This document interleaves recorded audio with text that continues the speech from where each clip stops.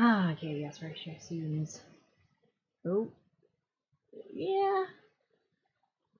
Yeah, that'll do. That'll do. Yes, here's my hurriedly put together meme. I totally forgot to do the meme this week. Hello, Rackloss. How do you approve of my meme? It was very hastily put together after a brief flash of an idea, and I'm not content with it.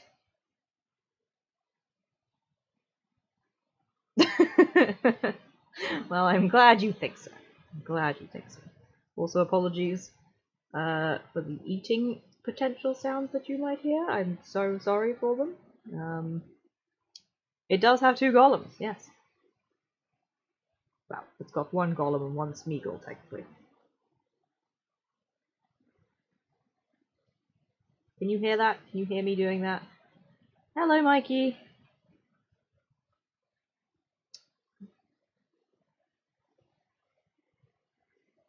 Yeah.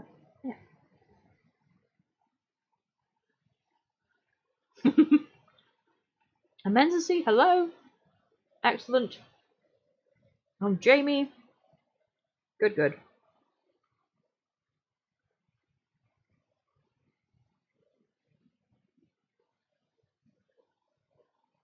I didn't have time to add Frodo sleeping in the corner.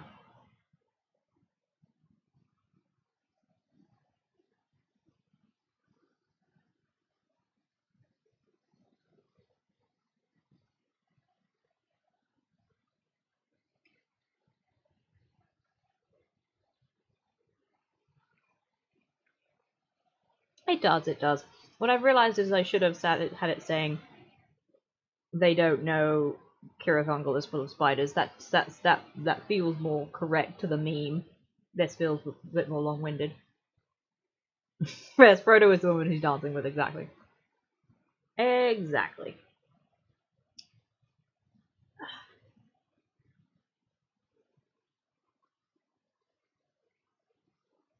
We'll wait just a little. We'll do a few. What I realized, I was totally forgot that the way I did this.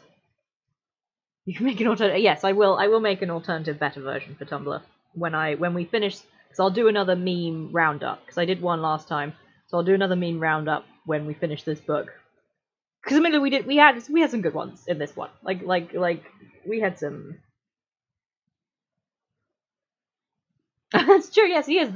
He is the one dancing with both Smeagol and Sam. Absolutely, exactly. Um, yes, we had a good meme roundup for the Fellowship of the Ring when we finished that book. So when we finish this book, I'll do another one, post them all, and then we can start anew. And I think as in general, we've had some good memes for the Two Towers. Quite a few of them have been pretty good. I'm quite happy with a few of them. So I don't mind if one or two of them are a little bit phoned in, as it were.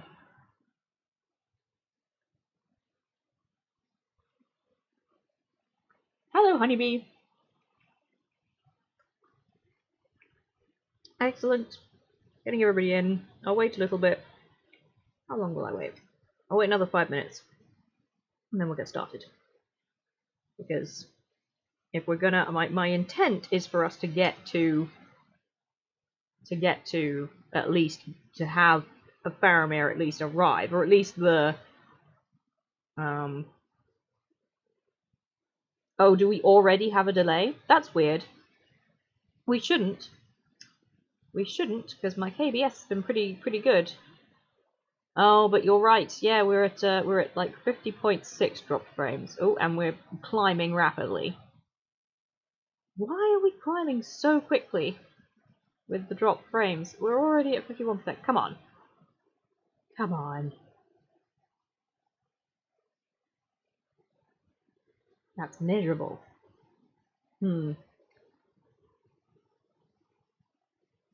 Yeah, it's still climbing. Well, yeah, let me know if it gets too bad before we start reading and I might restart.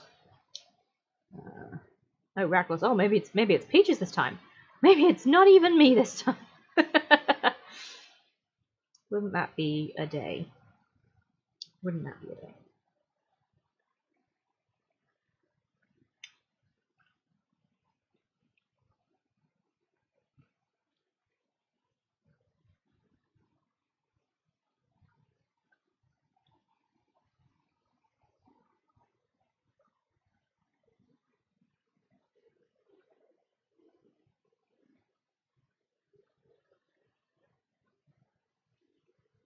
I'm hoping me eating isn't too sonically bad. Where did he get off to? So where did we get off to? We got off to our good. This is the thing. Usually in the preambles, I'll have stuff to talk about, but because it's so Frodo and Sam, I don't have as much to talk about. Usually the preamble would be full of me discussing stuff, but no. Oh, that's a very good idea. Raklos, that is a very good idea. We will talk about... Oh, that's also very good to hear, Peaches. But yes, we will talk about... Because today we got the news that there is... Not only am I going to have to quake in fear for another, half a year before the Amazon show arrives, I also have to be quaking in fear for this new anime that is coming out, apparently, called The War of the Rohirrim. And I guess that's a title. I suppose that works as a title. I mean, the Rohirrim have had many wars, but Honeybee, did you not see this? We are getting an anime, like a legit anime too. Like this is, I'm not even saying like it's just animated. No. This is being produced by an animation studio, an anime animation studio by Japanese anime artists. And admittedly, looking at the guy who's directing it, his previous work, I am not thrilled. Yes, it's so okay. So let's be more descriptive. So it is called The War of the Rohirrim. We are going to get the story of Helm Hammerhand, who was one of the kings. He was the end of, I think he was the end of Eol's line. Yes, I think he was. No, one line after. Anyway, it doesn't really matter. But anyway, Helm Hammerhand. We know because we have Helm's Deep, as it is called. So, and his whole story is basically just about his really long, very bad kingship that went really wrong. I mean, he wasn't a bad king, but he just had this long war that would not stop. With the Dunlendings. Because of what was his name? There was a fucking guy. What was his name? He was this Dunlending, or was he half Dunlending? Anyway, he sort of rucked up, took Edoras, set himself up as king. I think he also kidnapped Helm's daughter. Oh no, Jamie, no, no. Wow, you managed to make a really bad sentence. A really bad sentence. I don't know anything about JoJo. I've never watched. People keep talking about this anime. I have no fucking idea what it's called. But yes. No, okay, yes. Thank you, God. This is the issue. This is the problem. Not only now do I have to stop myself from thinking that things are canon from the Lord of the Rings, I now have to stop thinking that things are canon from Shadow of Mordor and Shadow of War, because I still want to trust them. I still want to trust them. I still want to think that they're not going to just completely, but no. Apparently, thank God, actually. Thank God that that's not the case, because that whole thing in Shadow of War was just terrible. I knew I thought it was bad for... Listen, no, stop laughing at me. I thought, you see, the thing is, this is what happened. I thought that in Shadow of War what happens is, yes, I can't remember his name, it starts with an F, but the guy who was the Dunlending, he comes, he takes over Edoras. In the game, he kidnaps Helm's daughter, and then had this whole thing where like she fell in love with him or something, and it was a whole big palaver, and then Helm eventually accidentally kills his own daughter. Freka, thank you. Now, see, in my head, I thought all they had done was say, okay, well, rather than having, because I think I thought, okay, well, I think what I remember is that his daughter just dies, and the gamers decided to make it his fault because they needed a fucking reason for Helm to have taken one of the 9 rings of men. Even that, we won't get into it. We won't get into it. Yes, okay. That was it. Thank you, Raglar. See, I wasn't far off. So yes, so in the real this is absolutely miserable to listen to. But in the real story, Helm gets kicked off his throne. It's also in the middle of one of the fell winters. Wait. Yes, it's in one of the fell winters. It's this miserable time for everybody. And the Gondor can't come to help. It's a huge big issue. And we're gonna get an anime of that. We're getting an anime of that whole nonsense era of time. And as far as times to set a story or a film, it's not bad. I'm not against it. I don't mind. But I'm not into. I'm just not. I just don't want people to keep making, because also the other thing is it's being produced by New Line Cinema, so they're going to have to launch off of all of this stuff from the films, and that they've verbally expressed that that's what they're going to do. So they're going to go the film line, and the film line is Gondor bad, Rohirrim good, and that's it. Also, Steward's bad mainly. So if they're going to go that route, they're probably going to have a whole thing of like, oh, Gondor didn't arrive because they didn't care or whatever, and they'll have. We can never get away from PJ. Yes, all the fucking aesthetics will be the same. Which, for the Rohirrim, I don't well, no, I do still hate it very much. I don't hate it as much as Gondor, but the Rohirrim, they did decide to be like, oh no, they're boring. Hello, 7 stars, 7 stones, wonderful to have you. We are complaining about the new anime that we are getting, apparently, for the called The War of the Rohirrim, which is about Helm Hammerhand, apparently. Yes. So, like, these are my worries. This is my worry.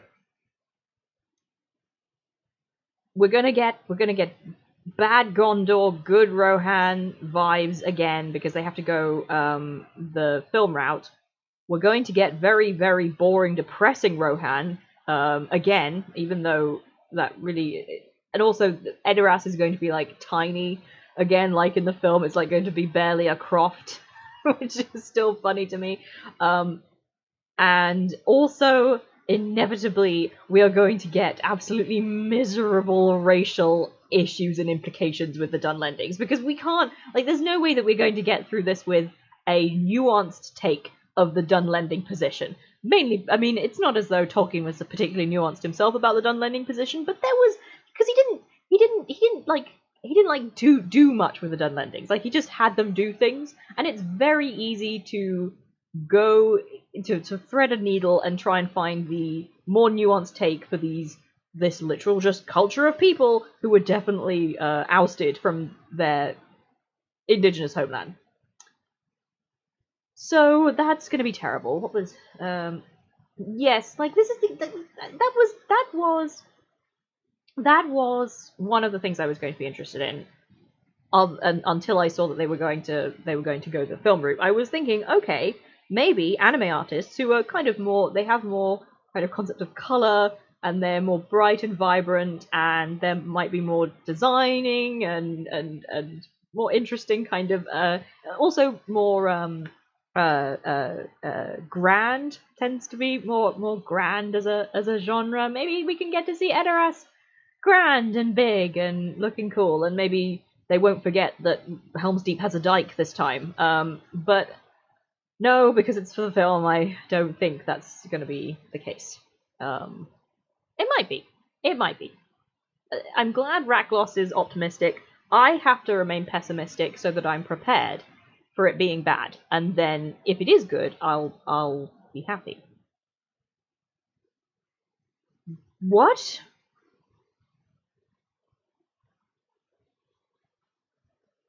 There is a new Fullmetal Alchemist? What do you mean? Like new as in they're telling the same story again for the third time? Or like it's a new Jesus? I don't think we don't need it. Like, do we need that? Did anybody need that? We've told this story so many times. Oh, well, I can't look on Tumblr or I'll crash the whole stream.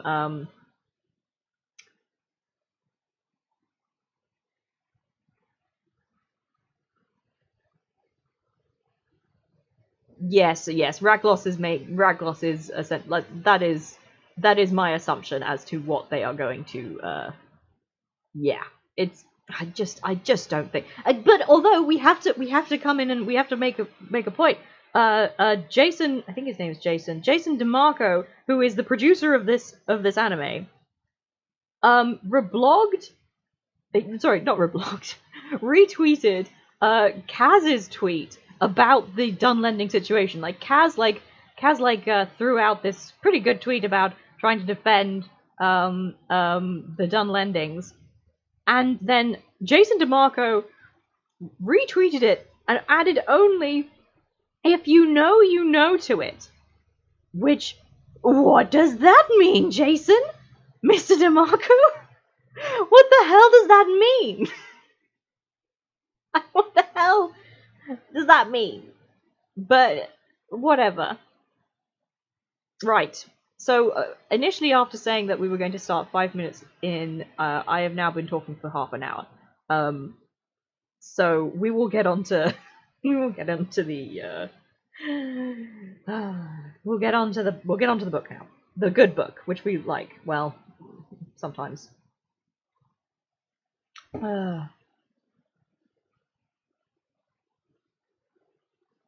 Yes, I also hope this. Like, I mean, it's because it's going to be a full film. It's going to be a full film, so there is a possibility for them to actually decide we're going to give this some depth. I don't have any faith that that's what's going to happen, and I'm pretty sure my major worry, is not that it's going to be bad. If it's bad, then we'll forget about it, and that's fine. If it's good but wrong, or good but racist, like well acted and well edited, and it tells the story looks compelling, but is also racist and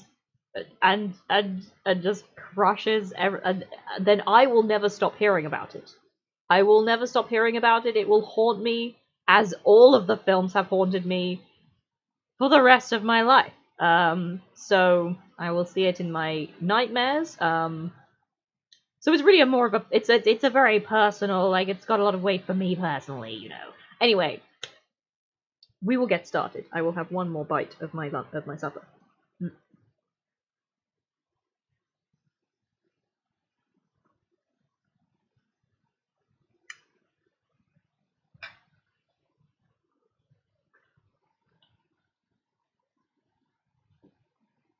Oh, you gotta go again? Gotta go in again? Oh, gotta go again, Jamie? No worries. Hope you have a good evening.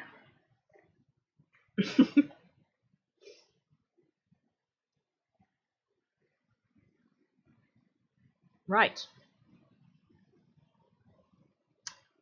Okay. So, Rakgloss managed to link me to a very, very good image, which I will put up. Nope. There we go. I ruined the surprise for what I was going to add in later, but never mind. So Ragloss made this very, very good. Well, not made. So sorry. Ragloss linked me this very, very good image. I can't remember what I did not have time to credit it. Grakgloss, could you put in accreditation for this very good image? Yes, well, because I was looking through like a post past my dash the other day about how Tolkien. This is exactly what Tolkien thought the mouth of the gates of Minas Morgul was supposed to be. It was supposed to be just this mouth with these eyes, and I love it so much. Like, it's so great. It's so ominous and cool, and I'm very into it, and I like it as a backdrop for this reading. Eventually, I will get back to doing videos for these streams, but for now, we'll deal with just images for the moment. Right. Okay. So, the Black Gate is closed. Sergei Lukhimov? Did I say that right? Yeah, I mean they're wonderful. I should look into him then. We did more of them.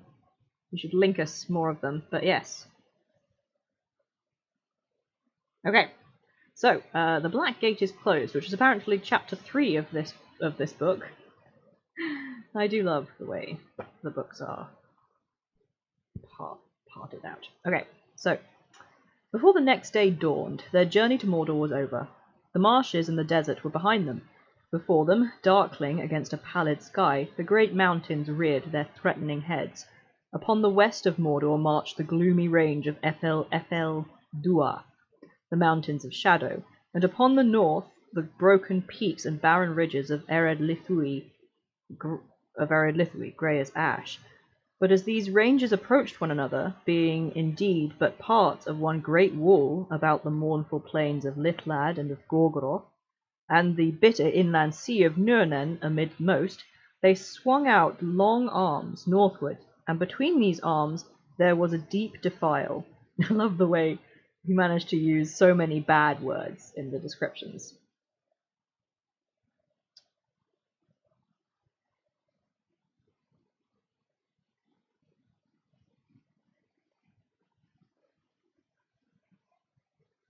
Oh, I see. Iuhimov. Yes. Okay. Sergei. Okay. Sergei Iuhimov. Alright. Anyway, yes, but anyway, it says, this was Kirith Gorgor, the haunted pass, the entrance to the land of the enemy. High cliffs, lowered upon either side and thrust forward from its mouth, were 2 sheer hills, black-boned and bare.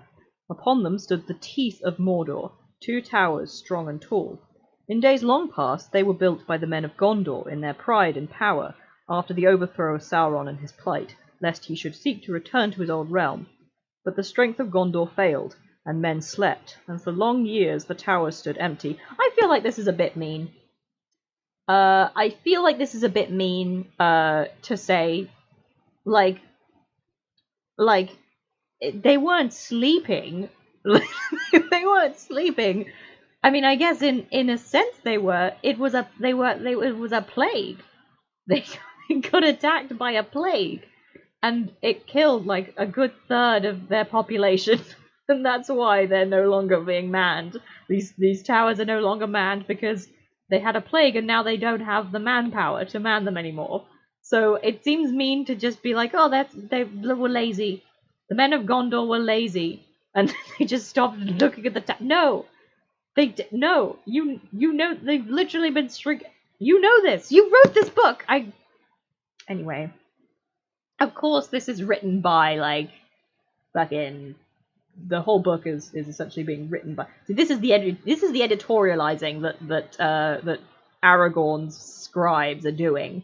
They're the ones who put that in. Anyway. We're not in a pandemic, we're just sleeping. Yes, exactly. I mean, admittedly, this was a long time ago, but Gondor essentially never recovered from Tarandor and Hurin. This is the other thing. Hurin was. Never mind. We can't get into it. As soon as Gondor is mentioned, literally, this is so funny. Usually, I've been able to read essentially consistently for the past 2 chapters or so. But because it's just been Gollum and Frodo, but he literally just writes Gondor in the thing. It's not even about Gondor. He writes it in, and I have too much to say. And I anyway.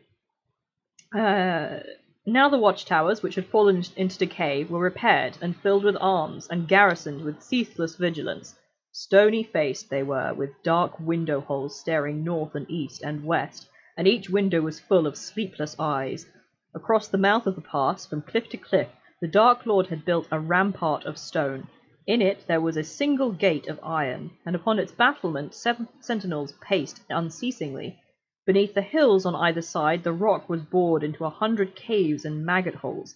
There a host of orcs lurked, ready at a signal to issue forth like black ants going to war. None could pass the teeth of Mordor and not feel their bite, unless they were summoned by Sauron, or knew the secret passwords that would open the Morannon, the black gate of his land. The 2 hobbits gazed at the towers and the wall in despair. Even from a distance they could see in the dim light the movement of the black guards upon the wall, and the patrols before the gate. They lay now peering over the edge of a rocky hollow beneath the outstretched shadow of the northernmost buttress of Ethel Dua. Winging the heavy air in the straight flight of a crow, maybe, would have flown but a furlong from their hiding-place to the black summit of the nearer tower. A faint smoke curled above it, as if fire smouldered in the hill beneath.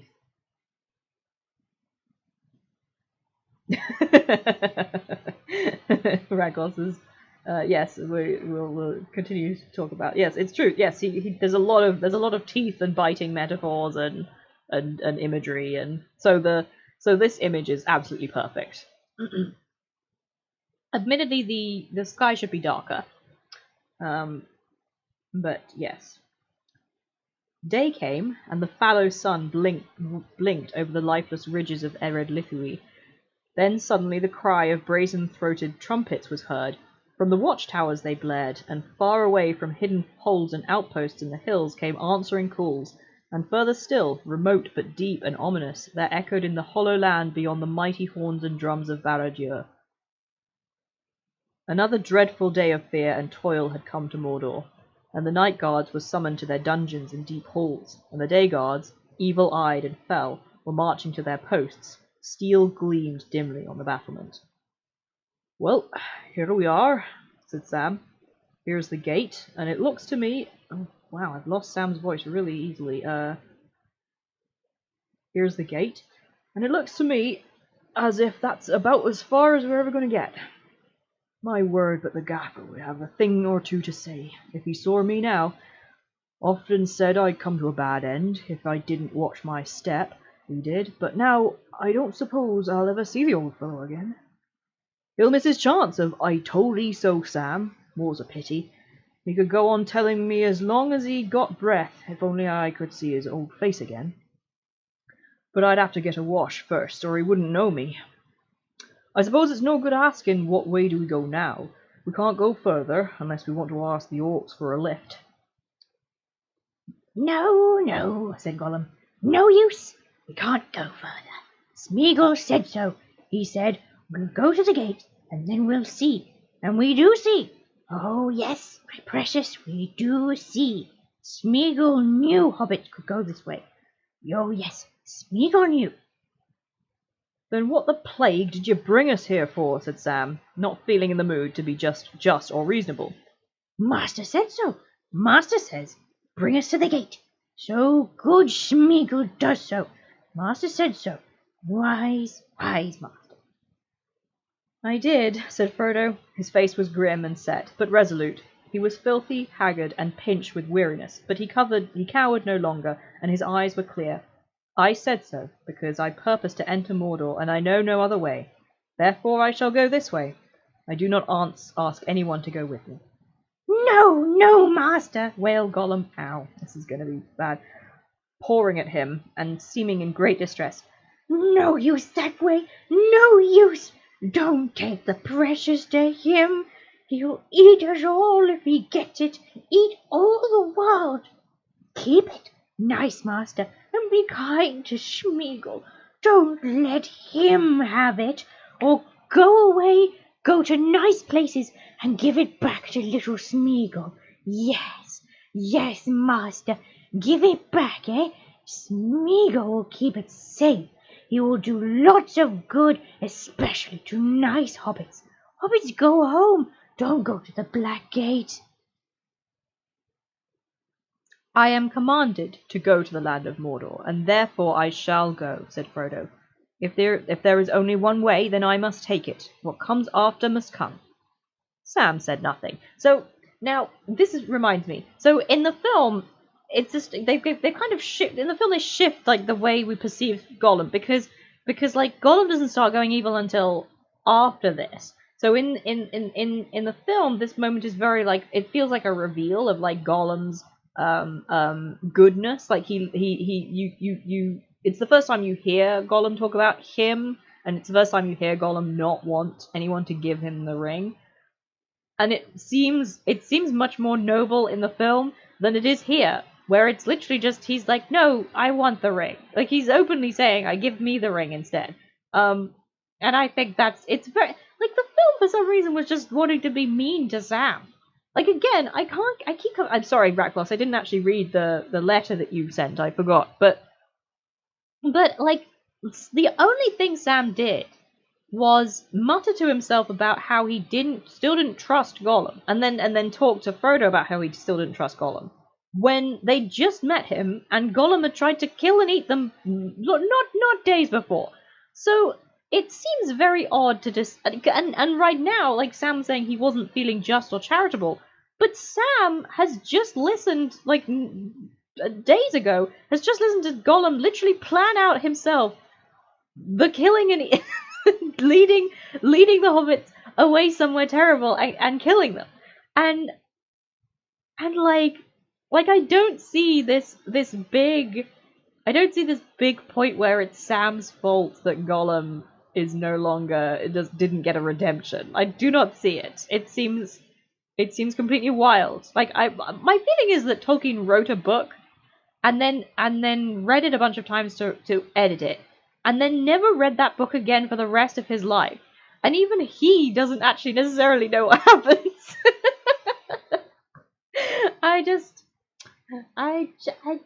It just doesn't gel with me. I just don't understand the idea that Sam is to be at fault. All right, I will read the letter and then we will debate it.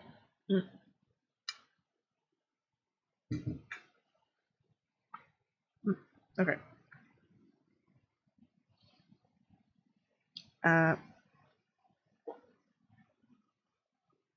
Sam said nothing. The look on Frodo's face was enough for him. He knew that words of his were useless, and after all, he never had any real hope in the affair from the beginning. But being a cheerful hobbit, he had not heeded hope, as long as despair could be postponed. Now they were come to the bitter end, but he had stuck to his master all the way. That was what he had chiefly come for, and he would still stick to him. His master could not go to Mordor alone. Sam would go with him, and at any rate he would get rid of Gollum. They would get rid of Gollum. Gollum, however, did not intend to be got rid of, yet. He knelt at Frodo's feet, wringing his hands and squeaking. Not this way, master, he pleaded. There is another way. Oh, yes, indeed there is another way. Darker, more difficult to find, more secret. But Smeagol knows it, yes, Smeagol. Let Smeagol show you. Another way? Said Frodo, doubtfully, looking down at Gollum with searching eyes. Yes, indeed. There was another way. Smeagol found it. Let's go and see if it's still there. You have not spoken of this before. Oh, no. Master did not ask. Master did not say that he meant what he meant to do. He does not tell poor Smeagol. He says, Smeagol, take me to the gate, and then goodbye. Smeagol can run away and be good, but now he says, I purpose to enter Mordor this way. So Smeagol is very afraid. He does not want to lose nice Master, and he promised, Master made him promise, to save the precious. But Master is going to take it to him, straight to the Black Hand, if Master will go this way. So Smeagol must save them both, and he thinks of another way that there was, once upon a time. Nice, Master. Smeagol, very good. Always helps. Sam frowned. If he could have bored holes in Gollum with his eyes, he would have done. His mind was full of doubt. Oh, damn it. I should have. That should have been a meme. The meme should have been Sam's face and then press X to doubt. That should have been the meme. God damn it. I'll have to make it later.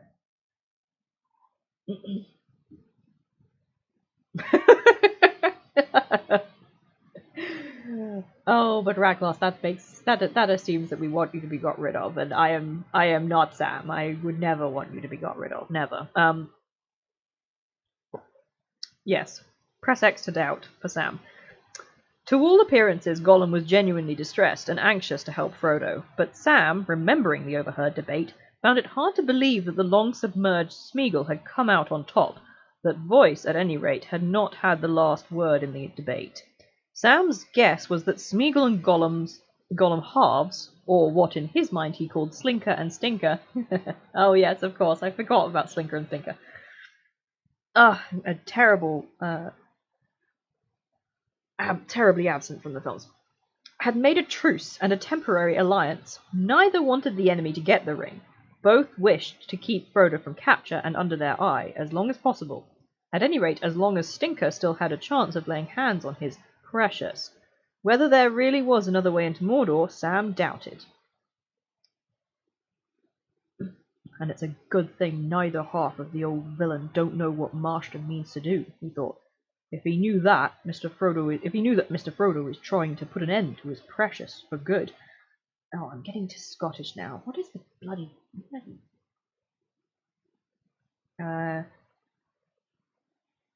There'll be trouble right quick. I bet. Anyhow, Slinker is so frightened of the enemy, and he's under orders to come of some kind from him, or was, that he'd give us away rather than be caught helping us, and rather than let his precious be melted, maybe. At least that's my idea, and I hope the Master will think it out carefully. Oh, damn it! I forgot to. I'm supposed to be calling Frodo, not Master. Damn it! I keep forgetting. And I hope Frodo will think it out carefully. He's as wise as any, but he's soft-hearted. That's what he is. It's beyond any Gamgee to guess what he'll do next. Frodo did not answer Gollum at once. While these doubts were passing through Sam's slow but shrewd mind. Shut up, Tolkien. Slow but shrewd. He's what? How is he? Never mind. While these doubts were passing through Sam's slow and shrewd mind, he stood gazing out towards the dark cliff of Cirith Gorgor. The hollow in which they had taken refuge was delved in the side of a low hill, at some little height above a long trench-like valley that lay between it and the outer buttresses of the mountains. In the midst of the valley stood the black foundations of the western watchtower.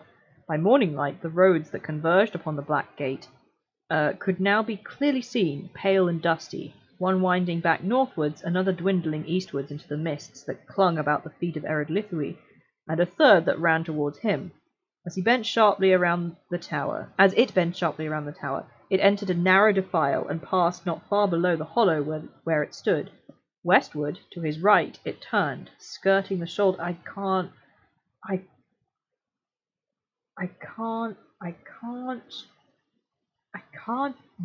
just... I get it. There are directions, Tolkien, I get it. The directions go places. The roads turn around left and right and south and north and... Anyway. And went off southwards into the deep shadows that mantled all the western sides of Etheldua. Beyond his sight it journeyed on into the narrow land between the mountains and the great river. As he gazed, Frodo... Oh, wait, I think I missed a bit. Never mind, it's a road. It goes westward and then southward and then blah, blah, blah. As he gazed, Frodo became aware that there was a great stir and movement on the plain. It seemed as if whole armies were on the march, though for the most part they were hidden by the reeks and fumes drifting from the fens and wastes beyond. But here and there he caught the gleams of spears and helmets, and over the levels beside the roads horsemen could be seen riding in many companies. He remembered his vision from afar upon Amon Hen, so few days before, though now it seemed many years ago. Then he knew that the hope that had for one wild moment stirred his heart was vain. The trumpets had not rung out in challenge, but in greeting. This was no assault upon the Dark Lord by the men of Gondor, risen like avenging ghosts from the graves of valor long past. These were men of another race, out from the wide Eastlands, gathering to the summons of their overlord, armies that had encamped before his gate by night and now marched in to swell his mounting power. As if suddenly made fully aware of the peril of their position, alone in the growing light of day, so near to this vast menace, Frodo quickly drew his frail grey hood close upon his head and stepped down into the dell. Then he turned to Gollum. "Smeagol," he said, "I will trust you once more. Indeed, it seems that I must do, and that it is my fate to receive help from you where I least looked for it, and your fate to help me, whom you long pursued with evil purpose. So far, you have deserved well of me, and have kept your promise truly. Truly I say and mean," he added, with a glance at Sam, "for twice now we have been in your power, and you have done no harm to us, nor have you tried to take from me what you once sought. May the third time prove the best, but I warn you, Smeagol, you are in danger." "Yes, yes, master," said Gollum. "Dreadful danger. Smeagol's bones shake to think of it, but he doesn't run away. He must help nice master." "I did not mean the danger that we all share," said Frodo. "I mean a danger to yourself alone. You swore a promise by what you call the precious. Remember that. It will hold you to it, but it will seek a way to twist it to your own undoing. Already you are being twisted. You revealed yourself to me just now, foolishly. Give it back to Smeagol, you say. Do not say that again. Do not let that thought grow in you. You will never get it back, but the desire of it may betray you to a bitter end. You will never get it back.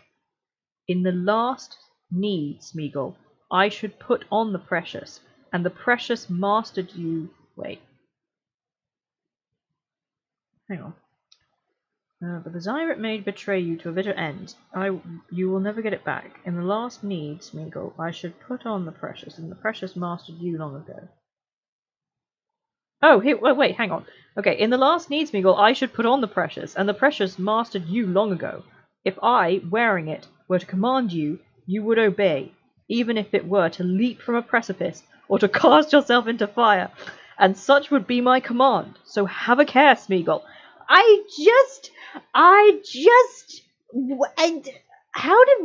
did I miss this for so long? Like it's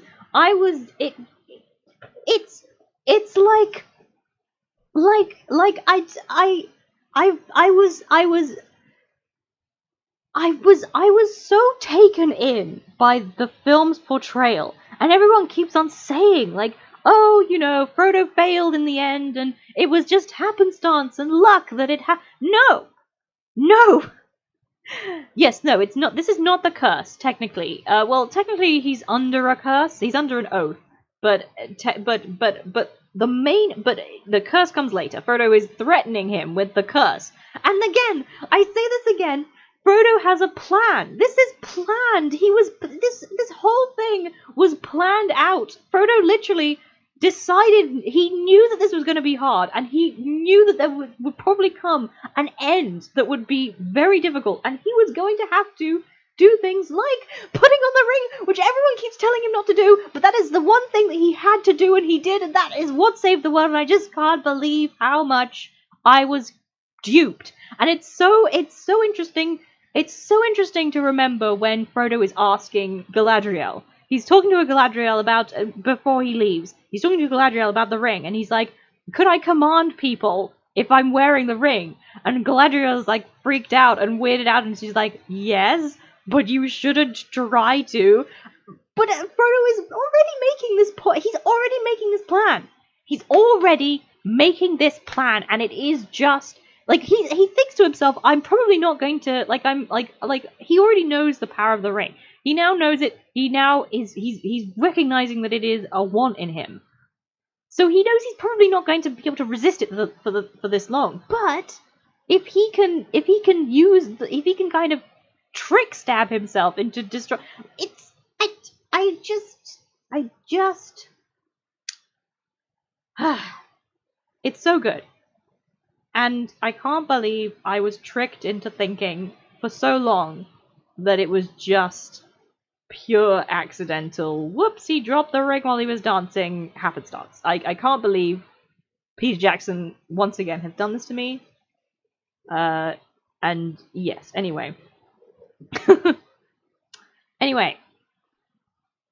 Yes, it's a threat. Frodo is essentially threatening Gollum. Like he's saying you are in danger, but he's not saying, he's like Frodo's literally threatening Gollum's life. Like Frodo is literally threatening Gollum's life at this point. And I guess it does make sense because basically what Frodo is doing is he's covering all his bases. Because potentially, yes, I know, fuck error. But potentially, like, in a situation where Gollum had been gotten a redemption arc, Frodo wouldn't have been so beleaguered. He wouldn't have been so tired. So he wouldn't have had to he wouldn't have had to taken the ring and to get the strength he needed to get up the rest of the mountain. Realistically speaking, there is a situation where Gollum doesn't go bad and Frodo just literally just walks up to Mount Doom and then throws it in the fire as he was intending to do the whole time. But he knew that if it came to a really troublesome spot and it came to this dark time and Smeagol betrayed him, then he could kind of like cover all his bases and make sure that even if that happened, Smeagol would still. It's just so clever of him. He's just and I'm supposed to think he just was sobbing sadly throughout. Never mind. We've got to keep going because I want to get to Ithilien at least. Okay. Sam looked at his master with approval, but also with surprise. There was a look in his face and a tone in his voice that he had not known before. Frodo looked at Sam. Sam looked at Frodo with approval, but also with surprise. There was a look in his face and a tone in his voice that he had not known before. It had always been a notion of his that the kindness of dear Frodo was of such a high degree that it must imply a fair measure of blindness. Of course, he also firmly held the incompatible belief that Frodo was the wisest person in the world, with the possible exception of old Mr. Bilbo and Gandalf. Gollum, in his own way, and with much more excuse as his acquaintance was much briefer, may have made a similar mistake, confusing kindness and blindness. At any rate, his speech abashed and terrified him. He grovelled on the ground and could speak no clear words but "nice master." Frodo waited patiently for a while, then he spoke again, less sternly. "Come now, Gollum, or Smeagol if you wish. Tell me of this other way, and show me if you can. What hope there is in it, enough to justify me in turning aside from my plain path. I am in haste."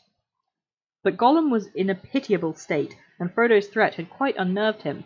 It was not easy to get any clear account out of him, amidst his rumblings and squeakings and the frequent interruptions in which he crawled on the floor and begged with both to be kind to poor little Smeagol.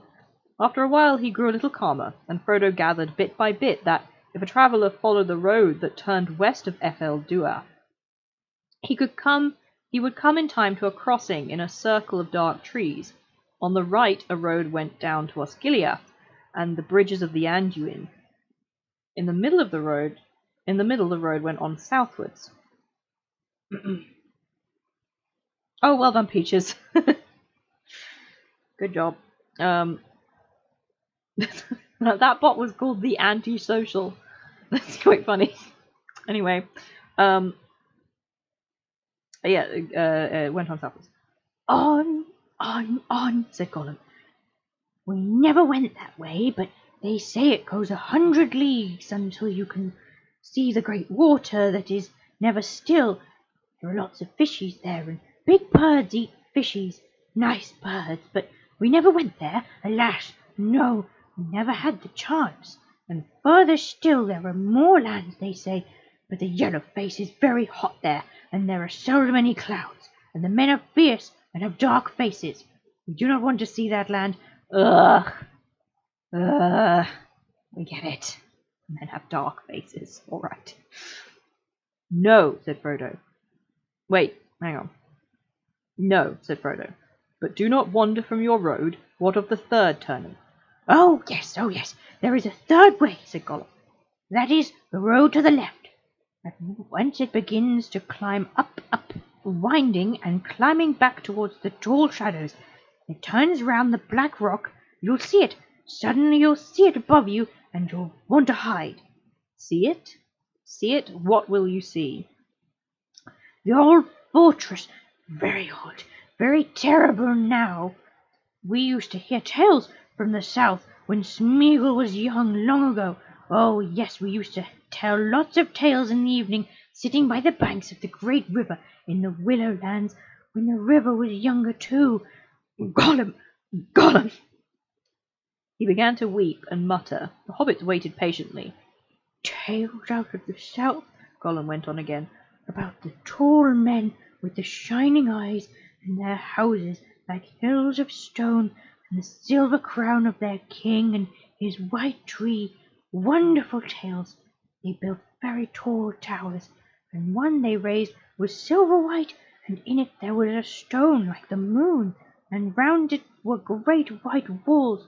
Oh yes, there were many tales about the Tower of the Moon. That would be Minas Ithil, that Isildur the son of Elendil built, said Frodo. It was Isildur who cut off the ring of the enemy. Now, Gollum is talking about tales that were literally so Gollum is, so it's been 300 years since Gollum found the ring. So Gollum is talking about tales that were literally like Minas Morgul was captured. When was Minas Morgul captured? When was it captured? Oh fuck! When was it captured? It was it was thousands of years ago. It was a very long time ago. It was during the king's reign. How have I forgotten this? Blast. I do keep forgetting this. It was a big deal. Yes. It was.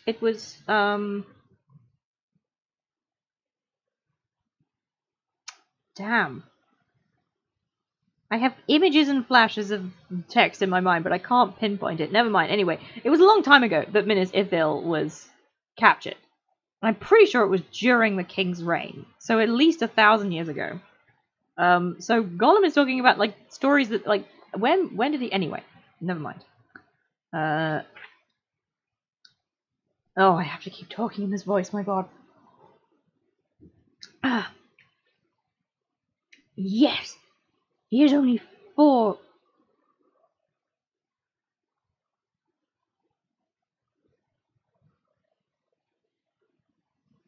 Oh yes. Yes, he has only 4 in the Black Hand, but they are enough, said Gollum, shuddering. And he hated Isildur's city. What does he not hate? Said Frodo. But what has the Tower of the Moon to do with us? Well, master, there it was, and there it is, the tall tower and the white houses, and the wall, but not nice now, not beautiful. He conquered... Oh no, not the... Damn it! Oh, I keep forgetting my songs. I said to myself before I started this stream, I said, you've got to remember. Try and look for a song. You know that's probably going to become one coming up, but I didn't manage it. Anyway. He conquered it long ago. It is a very terrible place now. Travelers shiver when they see it. They creep out of sight. They avoid its shadow. But Master will have to go that way. That is the only other way, for the mountains are lower there, and the old road goes up and up until it reaches a dark pass at the top, and then it goes down, down, down again into Gorgoroth. Excuse me. His voice sank to a whisper, and he shuddered. But how will that help us? Asked Sam. Surely the enemy knows all about his own mountains, and that road will be guarded as close as this. The tower isn't empty, is it? Oh no, not empty, whispered Gollum. It seems empty, but it isn't. Oh no. Very dreadful things live there. Orcs. Yes, always orcs. But worse things live there too. The road climbs right under the shadow of the walls and passes the gate. Nothing moves on that road that they don't know about. The things inside know, the silent watchers." "So that's your advice, is it?" said Sam. "That we should go another long march south to find ourselves in the same fix, or a worse one, when we get there, if we ever do." "No, no, indeed," said Gollum. "Hobbits must see, must try to understand. He does not expect to attack that way. His eye is all round, but it attends more to some places than to others. He can't see everything all at once, not yet." You did forget. You have failed me, Reckless. You have failed me. Oh, my voice is not. My voice is not happy with this. We might come. We'll try to get to a bit, and then we'll pause for a break. In like one more page, we'll pause for a break, like a 10-minute break.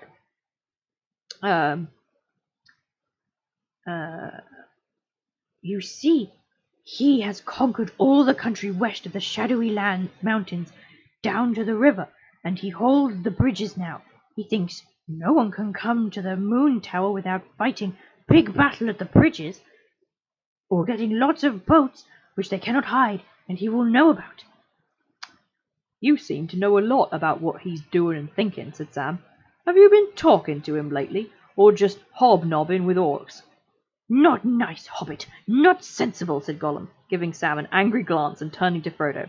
Smeagol has talked to orcs, yes, of course, before he met the Master, and to many peoples. He has walked very far, and what he says now, many peoples are saying.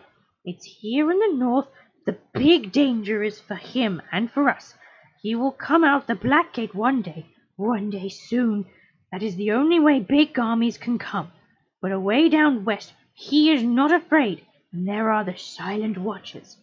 Just so, said Sam, not to be put off. And so we are to walk up and knock at their gate and ask if we're on the right road for Mordor, or are they too silent to answer? It's not sense. We might as well do it here and save ourselves a long tramp. Don't make jokes about it, hissed Gollum. It isn't funny. Oh no, not amusing. It's not sense to try and get into Mordor at all. But if Master says I must go, or I will go, then he must try some way. But he must not go to the terrible city. Oh no, of course not. That is where Smeagol helps. Nice Smeagol. Though no one tells him what it is all about, Smeagol helps again. He found it, he knows it. What did you find? Asked Frodo. Gollum crouched down and his voice sank to a whisper again. A little path leading up into the mountains, and then a stair, a narrow stair. Oh yes, very long and narrow, and then more stairs, and then his voice sank even lower. A tunnel, a dark tunnel, and at last a little cleft, and a path high above the main pass. It was that way that Smeagol got out of the darkness. It was years ago. The path may have vanished now, but perhaps not. Perhaps not. I don't like the sound of it at all, said Sam. Sounds too easy, at any rate in the telling. If that path is still there, it'll be guarded too. Wasn't it guarded, Gollum? As he said this, he caught, or fancied he caught, a green gleam in Gollum's eye. Gollum muttered, but did not reply. I like the fact that Smeagol is literally like he's a visible light in Gollum's eye. Like literally his when Tolkien says he has a green gleam, he doesn't mean he's envious. He literally means Gollum's eyes are glinting green because Gollum is there. Very funny, very strange.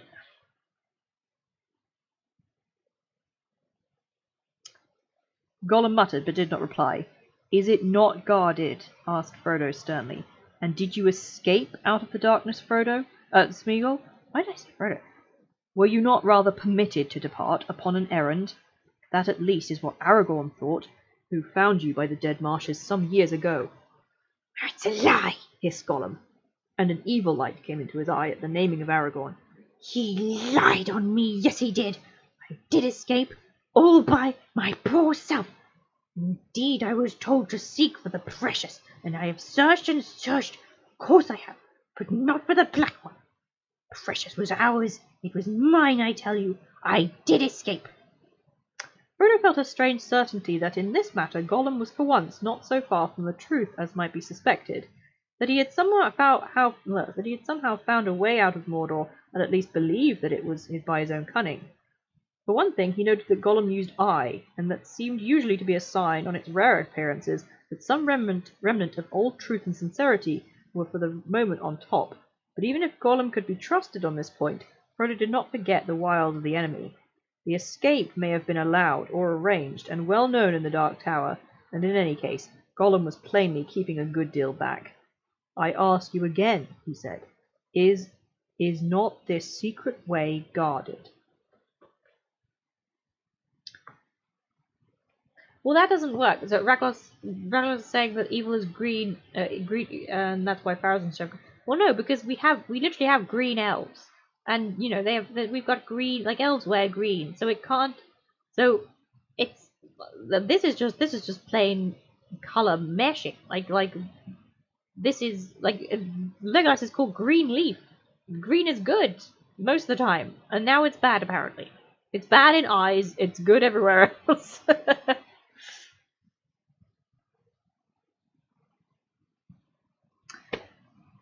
But the name of Aragorn had put Gollum into a sullen mood. He had all the injured air of a liar suspected, when for once he has told the truth, or part of it. He did not answer. Is it not guarded? Frodo repeated.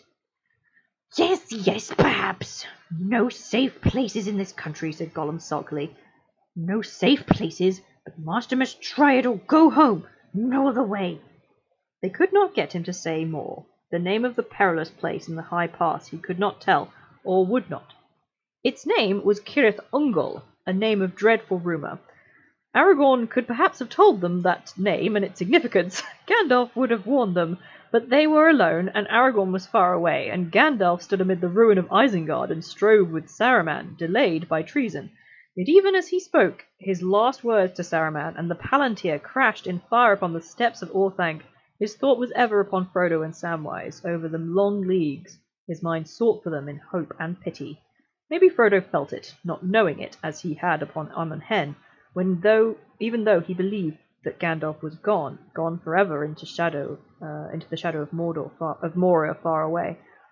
He sat upon the ground for a while, silent, his head bowed, striving to recall all that Gandalf had said to him, but for this choice he could recall no counsel. Indeed, Gandalf's guidance had been taken from them too soon, while the Dark Land was still very far away. How they should enter it at the last Gandalf had not said. Perhaps he could not say. Into the stronghold of the enemy in the north, into Dol Guldur, he had once ventured. But into Mordor, to the Mountain of Fire, and to Barad-dûr, since the Dark Lord rose in power again, had he ever journeyed there? Frodo did not think so. And here he was a little halfling from a shire, here he was, a little halfling from the Shire, a simple hobbit of the quiet countryside, expected to find a way where the great ones could not go, or dared not go. It was an evil fate, but he had taken it on himself in his own sitting-room in the far-off spring of another year, so remote now that it was like a chapter in a story of the world's youth when the trees of silver and gold were still in bloom. This was an evil choice. Which way should he choose? And if both led to terror and death, what good lay in choice?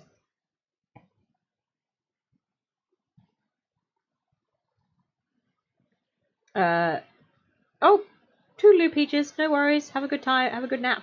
I am going to take a break now. We're going to take a 5-minute break, and then we will come back. I need to drink water, and yeah. Poor Frodo. It is an evil choice. I mean, but did you choose though, Frodo? Did you choose to do this? Like I get why he thinks that he made that choice, but he did not know this was what was going to happen. It seems mean to believe that of himself, but anyway. Okay. I will sit here quietly and munch the last of my supper. Put on the brake. Breaking for 11s?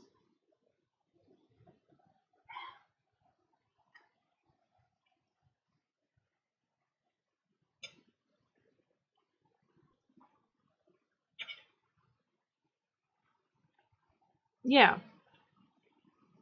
I would say that he made the choice of the council.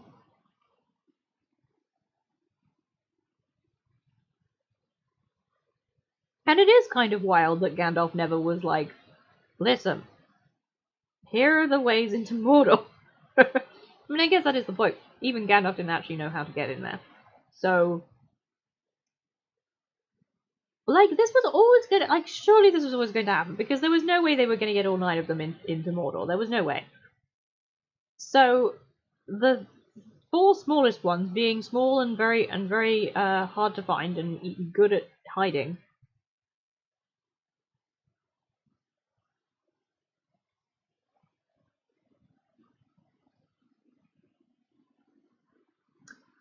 No, I did not know you were bearing this grudge against Kaz, but I do agree. I do agree with you. I think yes, he probably did receive divine inspiration. But I do agree. I do not agree with Kaz, as I many times do. I do think that this was Frodo's choice. I mean, I guess if we've got Eru, he is a character, and he is a thing, and he's a force, and everything happens to his will or whatever.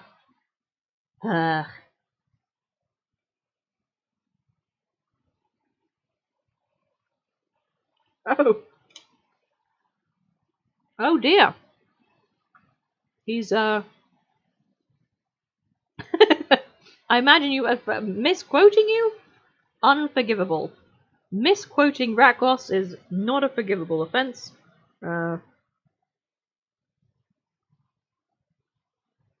Yes, I hold a grudge.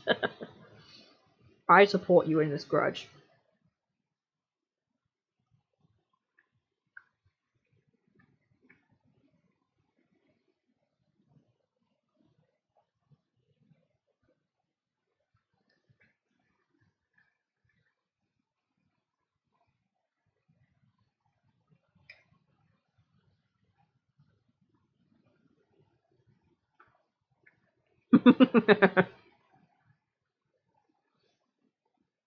It's possible that you, at one point, did it for a laugh.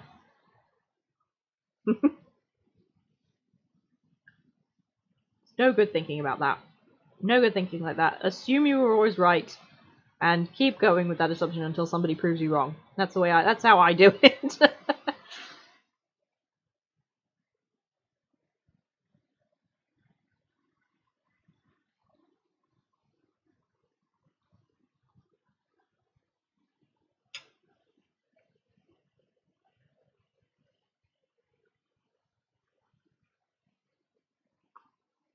I don't recall you, when you discussed Eru.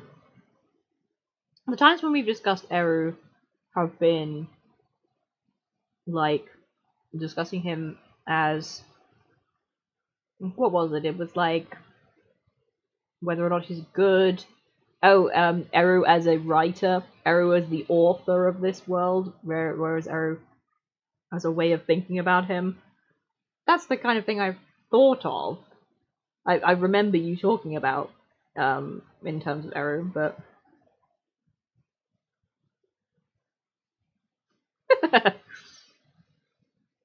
that seems counterintuitive.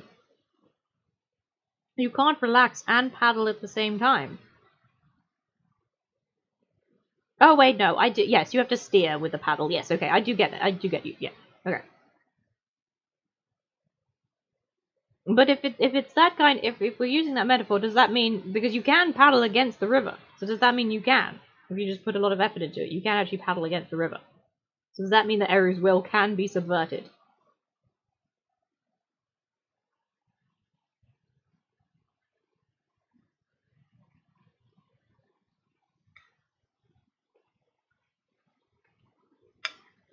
Genuinely, I think Eru's just having a laugh. I I think every time Eru comes along and says, "Well, it's just my will. Don't worry about it," I literally think he didn't know that that was going to happen, and has to hastily patch it in later. No, that's not how rivers work. You can paddle against a river without drowning.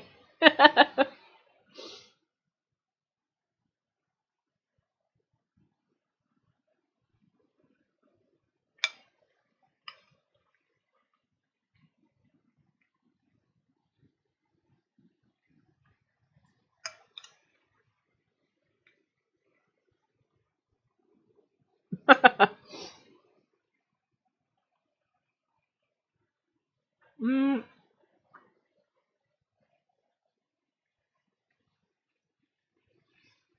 you can swim. Well, I mean, I suppose it depends what kind of how strong the river is.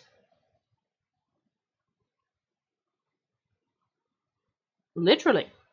I just can't get past the idea that Eru at one time, when he was creating this long epic that he decided, he said to himself, yes, what will happen is, Numenor will go evil, and then I, myself, will come down and destroy it completely.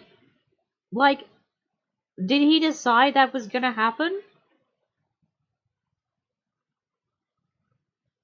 It just seems so dumb to me.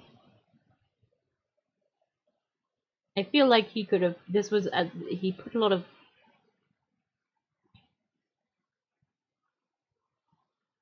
okay, alright. I don't think that's canon. I'm pretty sure the whole point is that the canon thing about Eru is that he's supposed to, like, literally know everything that's going on and it's going to happen and it's already happened to him and it doesn't matter.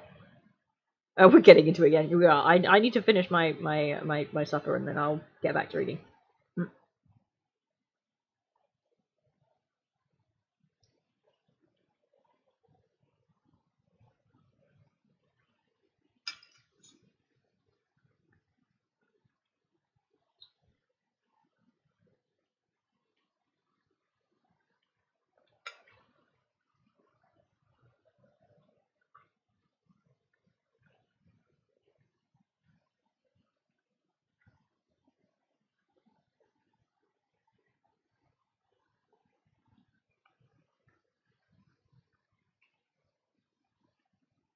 Okay, but the thing is, you see, I don't eat cereal in the morning.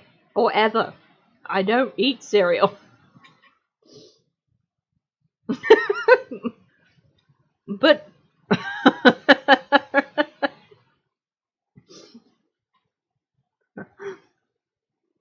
I eat a hard-boiled egg and toast. Yes, it is slander, but my point is that you like, well, like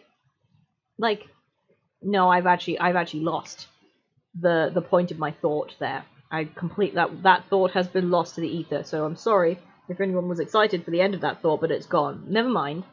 I still need to finish the rest of my stuff.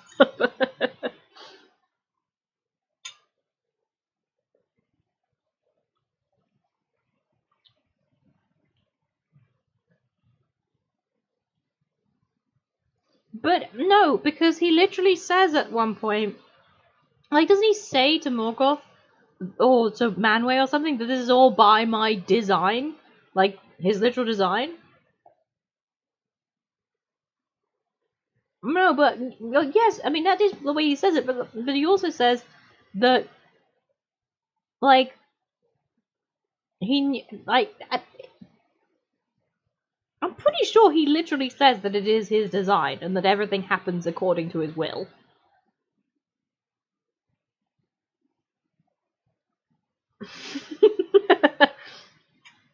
No worries, honeybee. We'll get back to reading. You can take a nap.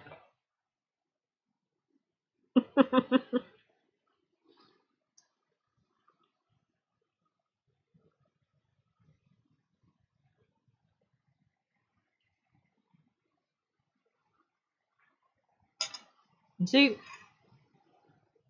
This is the thing. I agree with Little Hedgehog.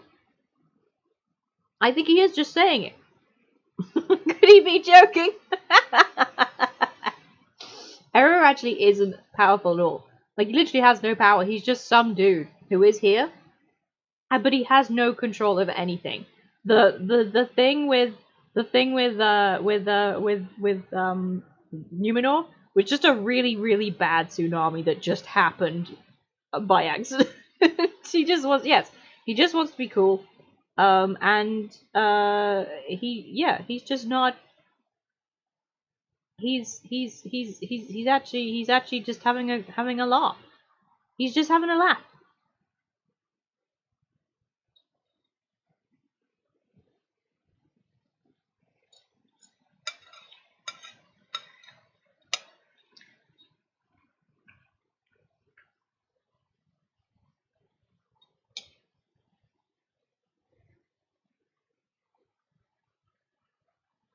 Yeah. Well, Morgoth definitely was mean first, though. Like, I'm pretty like it. Like Morgoth cast the first stone in that situation. I feel. I have no ability to be sympathetic to Morgoth.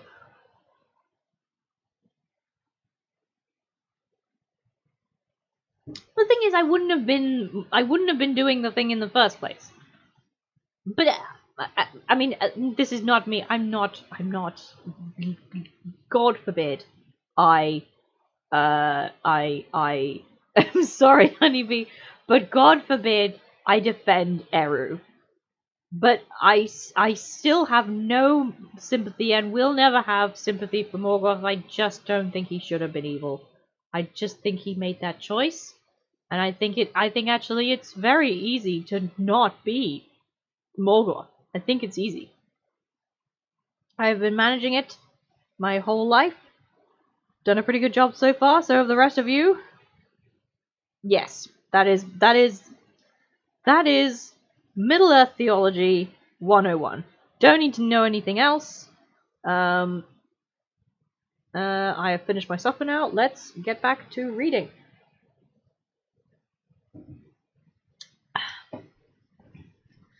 Well, Honeybee is Catholic. I feel it isn't being tormented the point. No, I'm sorry. I felt bad halfway through that joke. I'm sorry. She is very tormented by the lot of us.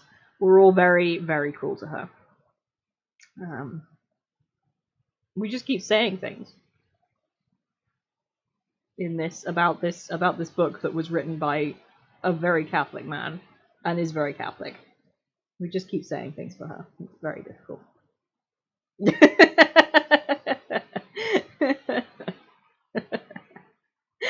I'm sorry, honeybee. Okay. Alright. The day drew on. A deep silence fell upon the little grey hollow where they lay, so near to the borders of the land of fear, a silence that could be felt as if it were a thick veil that cut them off from all the world about them. Above them was a dome of pale sky barred with fleeting smoke, but it seemed high and far away, as if seen through great deeps of air heavy with brooding thought. I'm glad I'm correct. Not even an eagle poised against the sun would have marked the hobbits sitting there under the weight of doom, silent, not moving,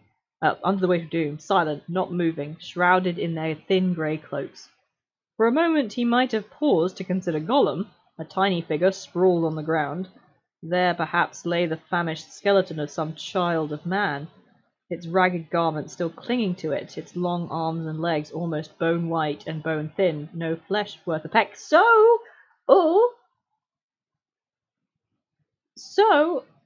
Gollum is wearing clothes. He is wearing clothes. It's ragged garment, so he is wearing clothes of some kind. We have not been we're not privy to what kind.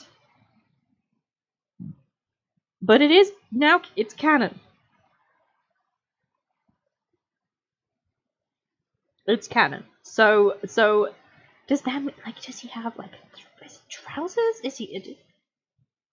And he has pockets. It's true. He has pockets.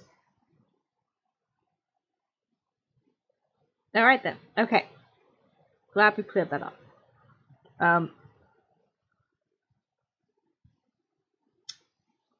Clinging to its long arms and legs, almost bone white and bone thin, no flesh worth a peck.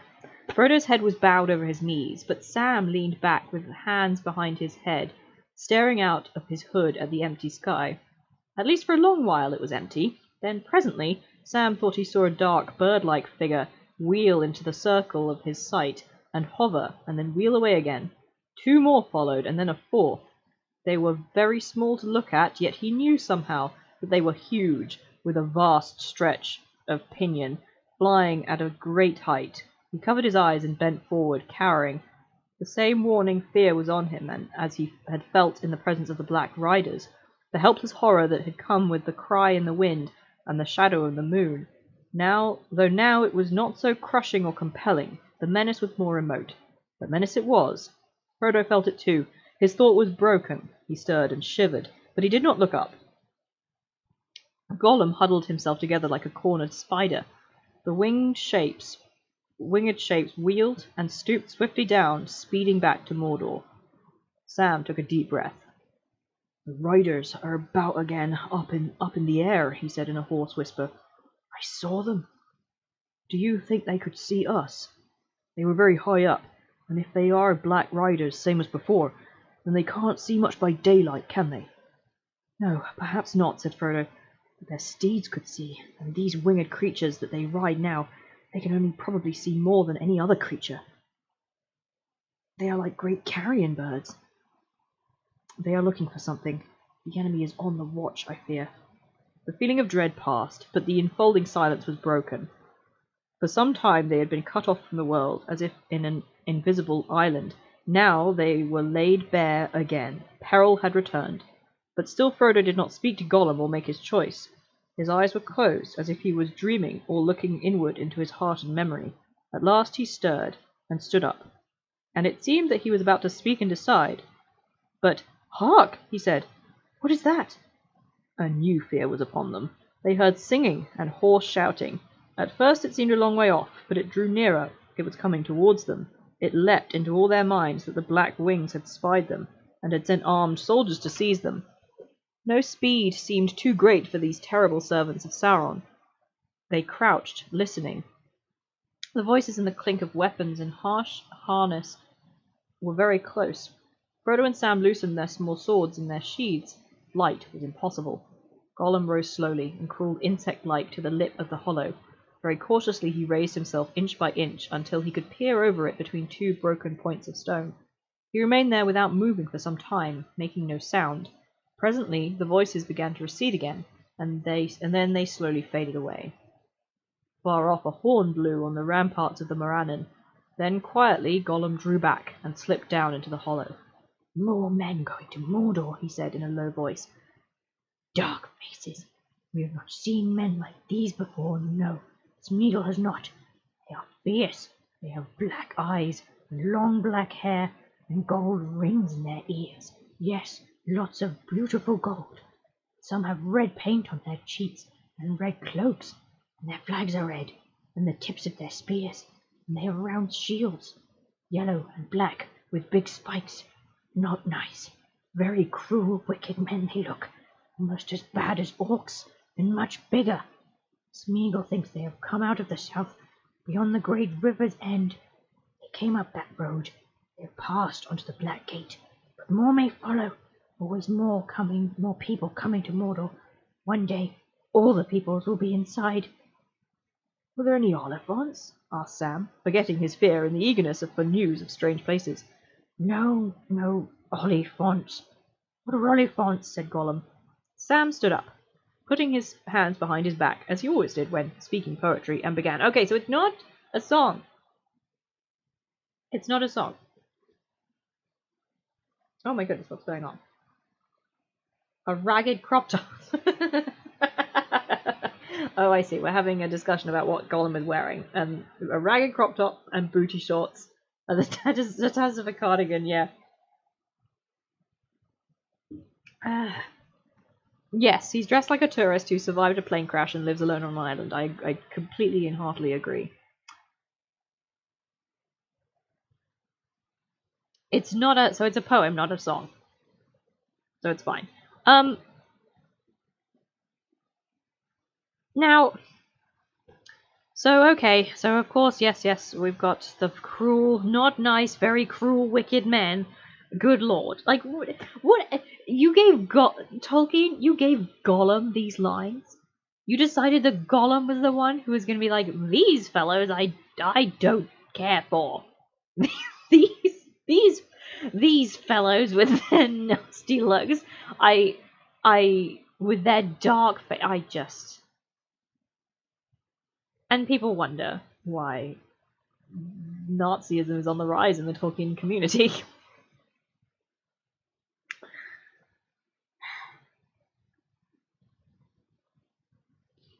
So these, because they're red flags, so this is the, this is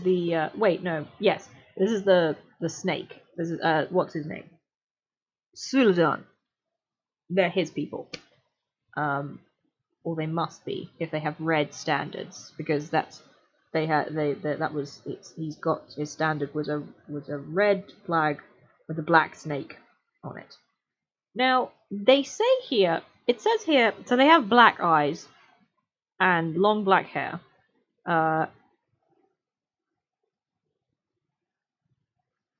And they say here that they're much bigger than orcs. The only reason I'm focusing in on this,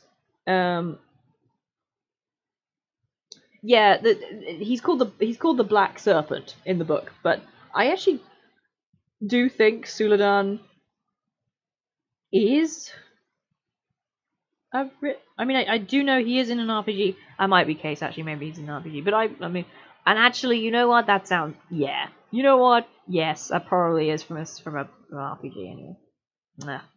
And I would rather not call him Suladan because it is so obvious. Like they didn't even try to get it all that far away from Salah al-Hadin. Like they really didn't try that hard, and it's so blatant. But the point I'm making is that if they're bigger than orcs, I mean orcs aren't that big. No, he's not made up because there's definitely there is a black serpent who kills Theoden. Or well, no, sorry, Theoden kills him. There's a whole thing about Theoden killing the black serpent. And so he is he's a real character, or at least he's a real person. But I don't know. But I do think he isn't named. I think he's just called the Black Serpent. We will find out eventually if I am right. But I'm so sure that Theoden was the one. He killed this guy. Yeah, the name is. I think also there's something about him having powers or whatever. But anyway, my point about focusing on this terrible section of the book is that whilst orcs are not very big, Smeagol is making a point of saying that they're not just that they are bigger than orcs, but they are much bigger. Like normal men are bigger than orcs. So it's odd that he would make the distinction that they are much bigger. So my theory is that maybe these are actually black Numenorians, or at least they are of Umbar. I mean, black Numenorians. Like that would make sense to me. Rather than them just being like... Because it would be odd to focus in on the fact that they are much bigger and much taller than orcs otherwise.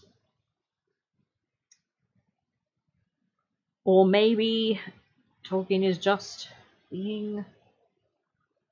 Well, this is the issue. I can't imagine, okay, the times when black Numenorians are being killed are when during the yes, that's also possible, but Tolkien doesn't really that seems more of a 21st 20th century, like nowadays, like, no, you're right. Yeah, it's still, yeah, that probably is it. But with Black Humanoids, like the times when they are being mostly killed are during the Sea Kings, the and all of that conquering. There's a lot of death that goes on then, and the issue I is that I imagine a lot of them were killed during Gondor's occupation of Harrenhal. But they got a good bump up of the population when Castamere arrived. Because he's technically a Numenorian, and the only reason you call black Numenorians black is literally because they are bad. They weren't it's just because they're evil. So Castamere could have gone there and given them a bump up of, because he brought a ton of other people with him. So there still must be some black Numenorians in Umbar. But it does seem odd that they would all. So yeah, I think it is. It's just Tolkien just being even more racist than before, and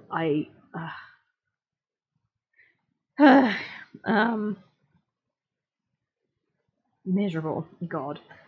Sam stood up, putting his hands behind his back, as he always did when speaking poetry, and began. Grey as a mouse, big as a house, nose like a snake. I make the earth shake. As I tramp through the grass, trees crack as I pass. With horns in my mouth, I walk in the south, flapping big ears, counting beyond count of years. I stump round and round, never lie on the ground, not even to die. Oliphant am I, biggest of all, huge, old, and tall. If I ever met ye, if ever you met me, you wouldn't forget me. If you never do, you won't think I'm true. But old Oliphant am I, and I never lie. There's a lot in that poem about Oliphants, if it's all true. I doubt it is all true, but it's quite funny.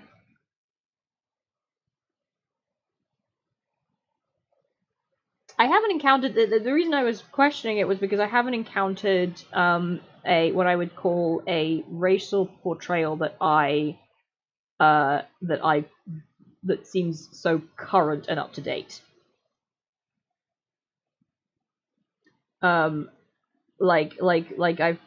He's got his the Mongol thing that he has, and there's the lots of the Dunlendings and all that.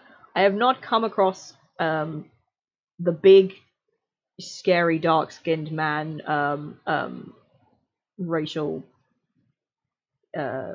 lost the word for it, but that racial stereotype before in the book or in the writing.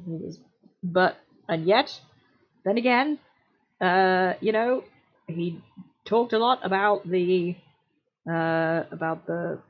mentioned that the story resembled the infiltration of the east to the west, was what he said on tape. You can hear him say that. He didn't just write it down.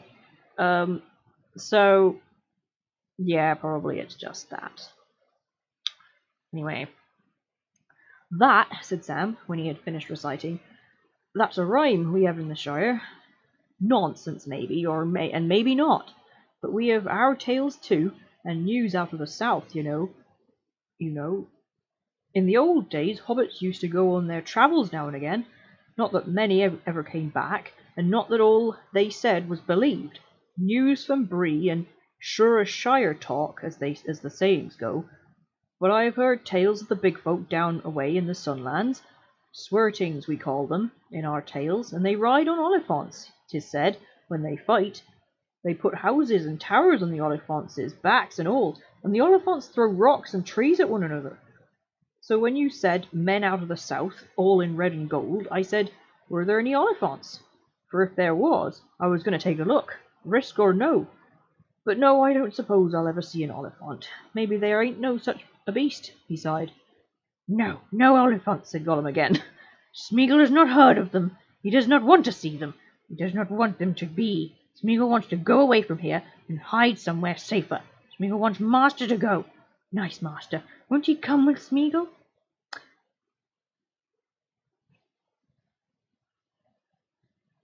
Well, no. Now this is the thing. He doesn't compare them to trolls.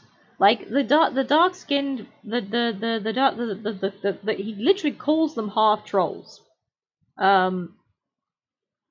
And so I actually do. I think he literally like because they're giant, and and Lord of the Rings Online actually, they decided that they literally were half trolls. So that's an enemy you have to fight, and they're agonizing to fight. They're very irritating.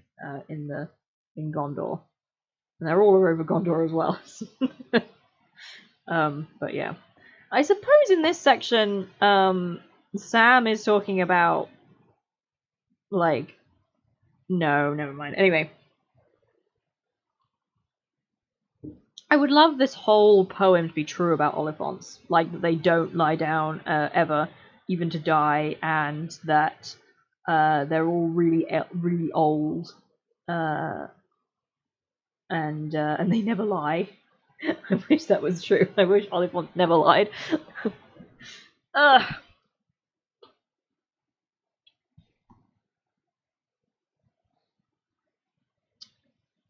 What was I saying? Yes. He does not want them to be.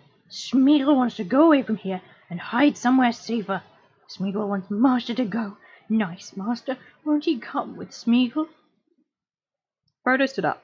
He had laughed in the midst of all his cares when Sam trotted out the old fireside rhyme of Oliphant, and the laugh had released him from the hesitation. I wish we had 1,000 Oliphants, with Gandalf on a white one at the head, he said. Then we'd break away into this evil land, perhaps. But we've not. Just our own tired legs, that's all. Well, Smeagol, the third turn may turn the best. I will come with you. Good Master, wise Master, nice Master, cried Gollum in delight, patting Frodo's knees.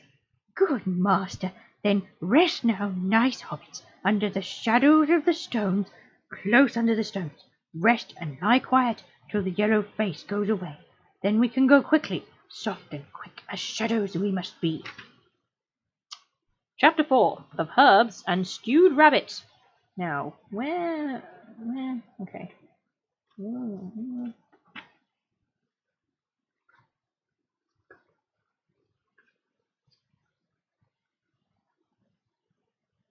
Yeah, we'll try and get to at least the Athelian Ranges.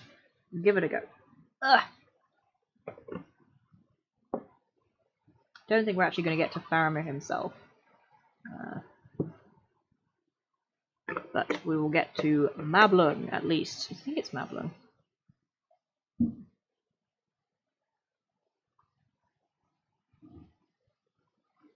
For the few hours of daylight that were left, they rested, shifting into the shade as the sun moved, until at last the shadow of the western rim of their dell grew long and darkness filled all the hollow. Then they ate a little and drank sparingly. Gollum ate nothing, but he accepted water gladly. Soon get more now, he said, licking his lips. Good water runs down in streams to the great river. Nice water in the lands we are going to. Smeagol will get food there too, perhaps. He's very hungry, yes. Gollum. He set his two large flat hands on his shrunken belly, and a pale green light came into his eyes. Again with this green... Anyway, the dusk was deep... Oh, wait, no, he's thinking about eating the hobbits. That's what it is. That's what it is. He's thinking about eating the hobbits. The dusk was deep when at length they set out, creeping over the westward rim of the dell, and fading like ghosts into the broken country on the borders of the road. The moon was now 3 nights from the full, but it did not climb over the mountains until nearly midnight, and the early night was very dark. A single red light burned high up in the towers of the Teeth, but otherwise no sign could be seen nor heard of the sleepless watch on the Morannon. For many miles the red eye seemed to stare at them as they fled, stumbling through a barren, stony country. They did not dare to take the road, but they kept it on their left, following its line as well as they could at a little distance. At last, when night was growing old, and they were already weary, for they had taken only one short rest, the eye dwindled to a small, fiery point, and then vanished. They had turned the dark northern shoulder of the lower mountains and were heading southwards.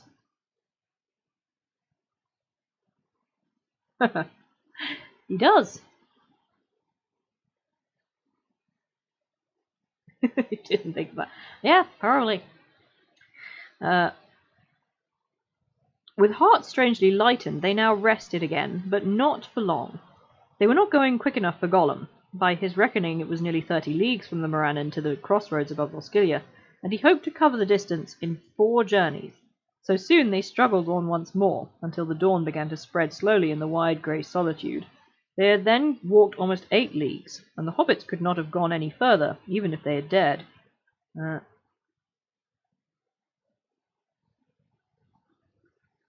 The growing light revealed to them a land already less barren and ruinous. The mountains still loomed up ominously on their left, but near at hand they could see the southward road, now bearing away from the black roots of the hills and slanting westwards. Beyond it were slopes covered with sombre trees like dark clouds, but all about them lay a tumbled heathland, grown with ling and broom and cornel and other shrubs that they did not know. Here and there they saw knots of tall pine trees. The hearts of the hobbits rose again a little in spite of weariness. The air was fresh and fragrant, and it reminded them of the uplands of the North Farthing far away. It seemed good to be reprieved, to walk in a land that had only been for a few years under the dominion of the Dark Lord, and was not yet fallen wholly into decay. But they did not forget their danger, nor the black gate that was still all too near, hidden though it was behind the gloomy heights. They looked about for a hiding place where they could shelter from the evil eyes while the light lasted. The day passed uneasily. They lay deep in the heather and counted out the slow hours in which there seemed little change, but they were still under the shadows of the Ethel Duar, and the sun was veiled. Frodo slept at times, deeply and peacefully, either trusting Gollum or too tired to trouble about him. But Sam found it difficult to do more than doze, even when Gollum was plainly fast asleep, whiffling and twitching in his secret dreams.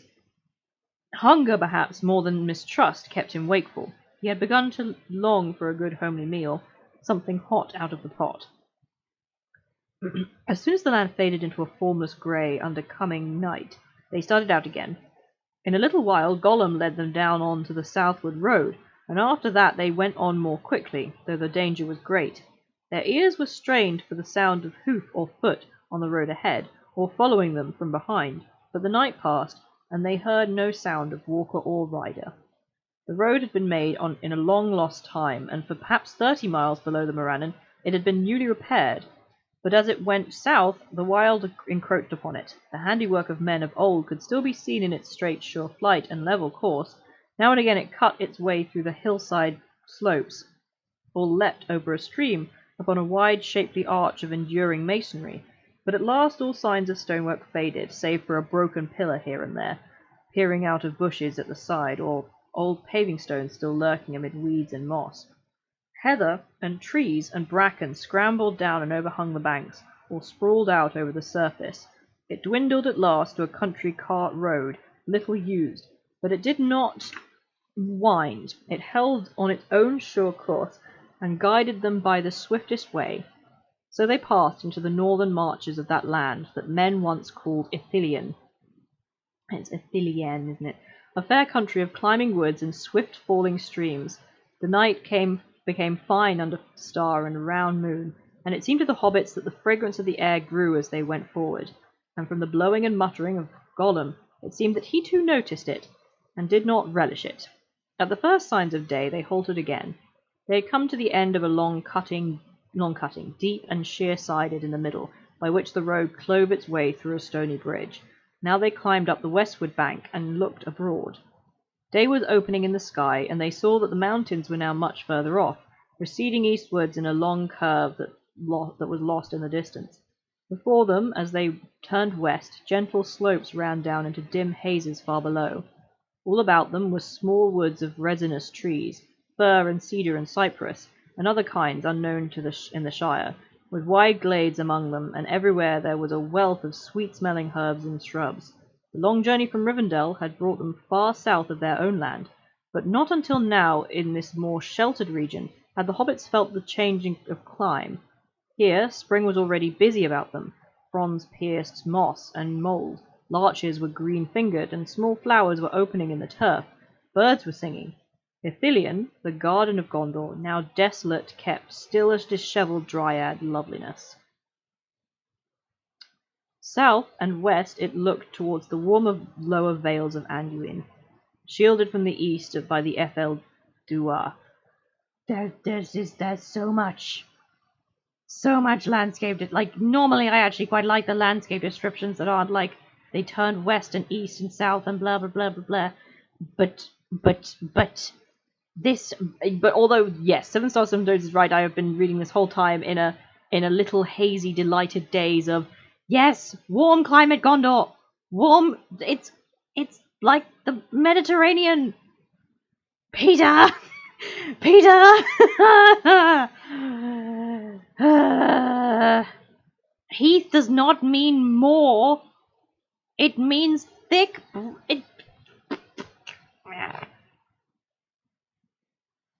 Yes, it's already spring. Cypress trees.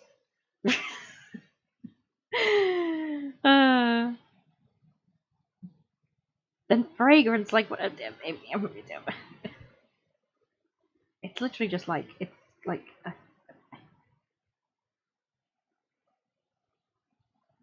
I just keep thinking about, just can't stop thinking about it.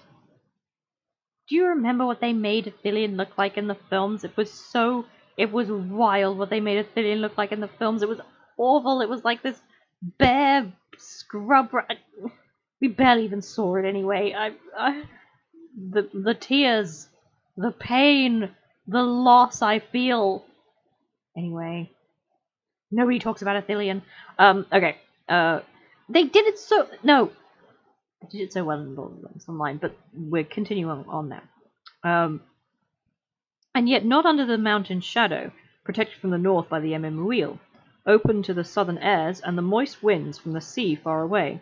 Many great trees grew there, planted long ago, falling into untended age amid a riot of careless descendants. The groves and thickets that were of tamarisk and pungent terebinth, of olive and of bay. They literally have olive trees. I swear. Anyway, I don't know tamarisk or terebinth. Juniper, and there were junipers and myrtles and thymes that grew in bushes, or with their woody creeping stems mantled in deep tapestries, the hidden stones. Sages of many kinds putting forth blue flowers, or red, or pale green, and marjorams, and new sprouting parsleys, and many herbs of forms and scents beyond the garden law of Sam. The grots and rocky walls were already starred with saxifrages and stone crops. Primaroles and anemones were awake in the filbert brakes.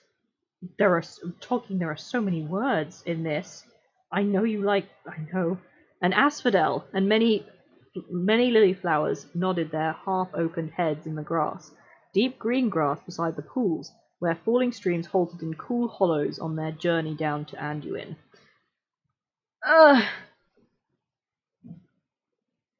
Exactly. He just made me read so many words. Yes, apparently Sam knows olives. So, okay, this is good to talk about. So my assumption is that a lot of the plants and a lot of the herbs in general, a lot of other things that like coffee and all of the stuff that it seems very anachronous for the hobbits to know of. A lot of it came when they were a part of Arnor. They would get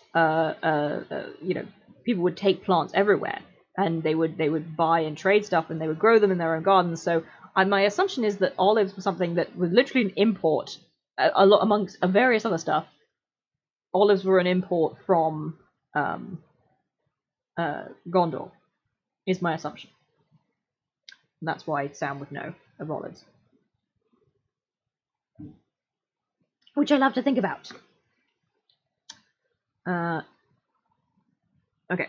The travellers turned their backs on the road and went downhill. As they walked, brushing their way through bush and herb, sweet odours rose about them. Gollum coughed and retched, but the hobbits breathed deep, and suddenly Sam laughed, for heart's ease, not for jest. They followed a stream that went quickly down before them. Presently it brought them to a small clear lake in a shallow dell. It lay in the broken ruins of an ancient stone basin, the carven rim of which was almost wholly covered with mosses and rose brambles. Iris swords stood in ranks about it, and water lily leaves floated on its dark, gently rippling surface. But it was deep and fresh, and spilled ever softly out over a stony lip at the far end. Here they washed themselves and drank their fill in the in-falling freshet. Then they sought for a resting place, and a hiding place, for this land, fair seeming still, was none the less now territory of the enemy. They had not come very far from the road, and yet even in so short a space they had seen scars of the old wars, and the newer wounds made by orcs and other foul servants of the Dark Lord. A pit of uncovered filth and refuse, trees hewn down wantonly and left to die, with evil runes, or the fell sign of the eye cut in rude strokes on their bark. Yes, this is my... Well, okay, no, but so Gollum is what, 300 years old now? The man has asthma for sure, and he must have and various allergies. Because also the thing is that he's been inside a cave for his whole life. He's never he doesn't know pollen. Pollen? Gollum hasn't smelt pollen in 100 years. Of course he's having a bad time. It is very mean. It's very mean of Jurt to be like, oh, he's coughing because the smell is nice and he doesn't like it.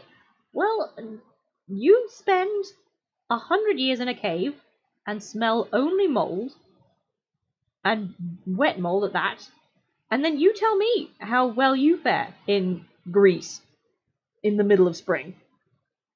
John? It seems mean. Okay.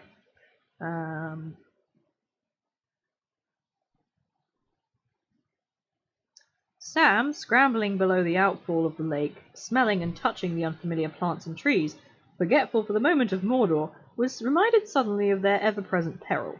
He stumbled on a ring still scorched by fire, and in the midst of it he found a pile of charred and broken bones and skulls. The swift growth of the wind, with briar and eglantine, and trailing clematis. Clematis! I love that it's canon. There's clematis and Pavilion. You're just kind of throwing in a bunch of plants. Just a whole bunch of plants in there.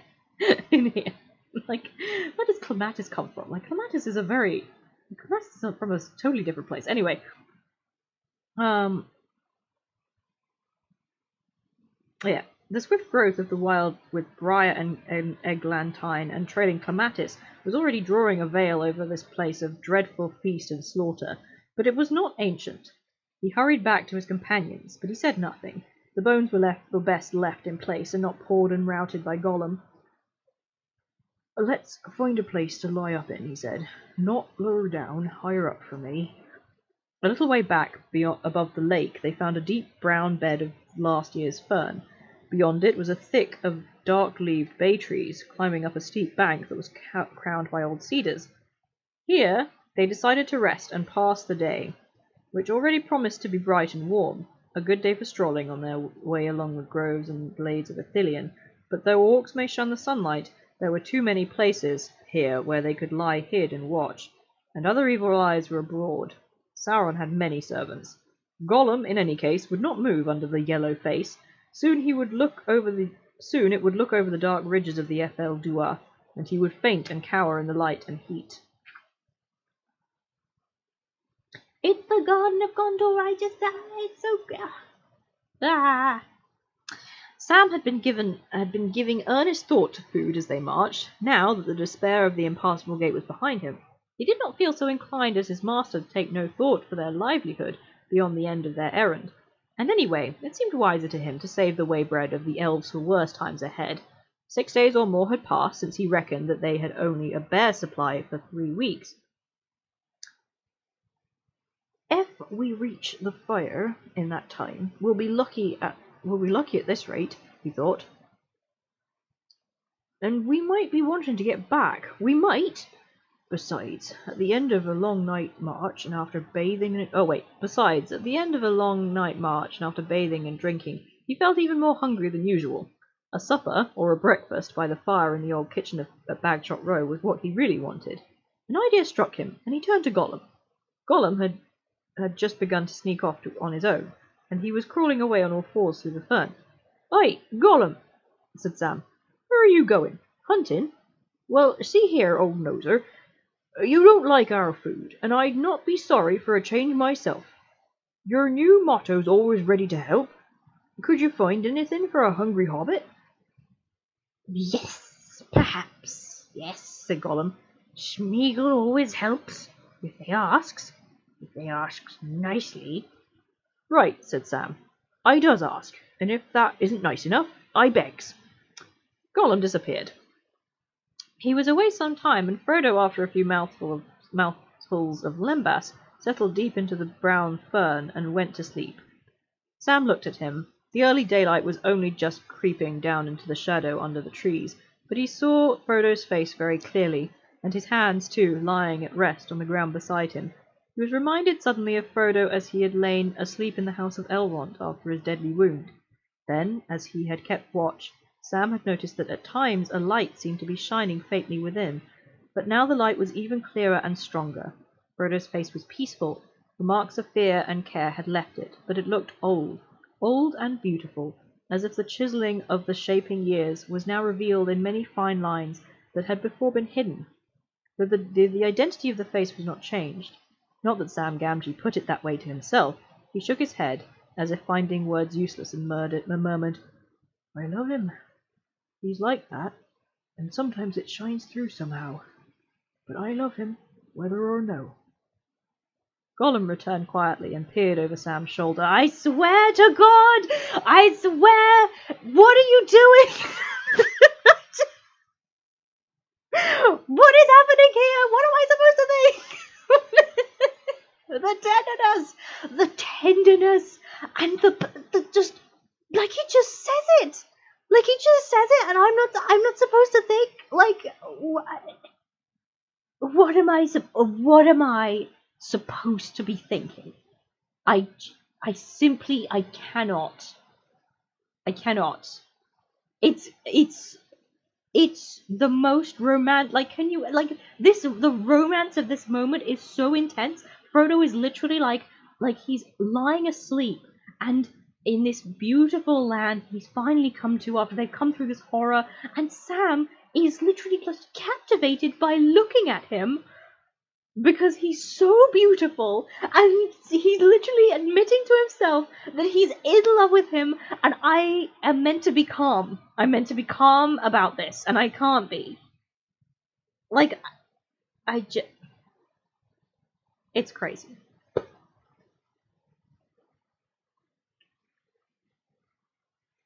But this is what Batman in the war are supposed to be like, eh? Tom Shippey? Mr. Professor Tom Shippey, is that what this is? Is that what Batman did in the war? They stared at their captain and then murmured to themselves quietly under their breath that they loved them? Is that what happened? I'm sure it was, but I don't think it's because they were... Anyway, I'm fine. We will continue on. Gollum returned quietly and peered over Sam's shoulder. Looking at Frodo, he shut his eyes and crawled away without a sound. Sam came to him a moment later and found him chewing something and muttering to himself. On the ground beside him lay 2 small rabbits, which he was beginning to eye greedily. "Smeagol always helps," he said. "He has brought rabbits, nice rabbits, but Master has gone to sleep, and perhaps Sam wants to sleep. Doesn't want rabbits now? Smeagol tries to help, but he can't catch things all in a minute." Sam, however, had no objection to rabbit at all, and said so. At least not to cooked rabbit. All hobbits, of course, can cook, for they begin to learn the art before their letters, which many never reach. But Sam was a good cook, even by hobbit reckoning, and he had done a good deal of the camping cooking in their travels, when there was a chance. He still hopefully carried some of his gear in his pack: a small tinder box, 2 small shallow pans, the smaller fitting into the larger, inside them a wooden spoon, a short 2-pronged fork, and some skewers were stowed. And hidden at the bottom of the pack in a flat wooden box, a dwindling treasure, some salt. But he needed a fire, and other things besides. He thought for a bit, while he took out his knife, cleaned and wetted it, and then began to dress the rabbits. He was not going to leave Frodo alone, asleep even for a few minutes. "Now, Gollum," he said, "I've got a job for you. Go and fill these pans with water, and bring 'em back." Smeagol will fetch water, yes, said Gollum. But what does the hobbit want all that water for? He has drunk, he has washed. "Never you mind," said Sam. "If you can't guess, you'll soon find out, and the sooner you fetch the water, the sooner you'll learn. Don't you damage one of my pans, or I'll carve you into mincemeat." Admittedly, that's a bit much. He didn't have to threaten Gollum bodily for his pans. That seems a bit mean. While Gollum was away, Sam took another look at Frodo. My God. He was sleeping quietly, but Sam was now struck most by the leanness of his face and hands. "Too thin and drawn he is," he muttered. "Not right for a hobbit. If I can get these conies cooked, I'm going to wake him up." Sam gathered a pile of the driest fern, and then scrambled up the bank, collecting a bundle of twigs and broken wood. The fallen branch of a cedar at the top gave him a good supply. He cut out some turves, and at the foot of the bank, just outside the fern brake,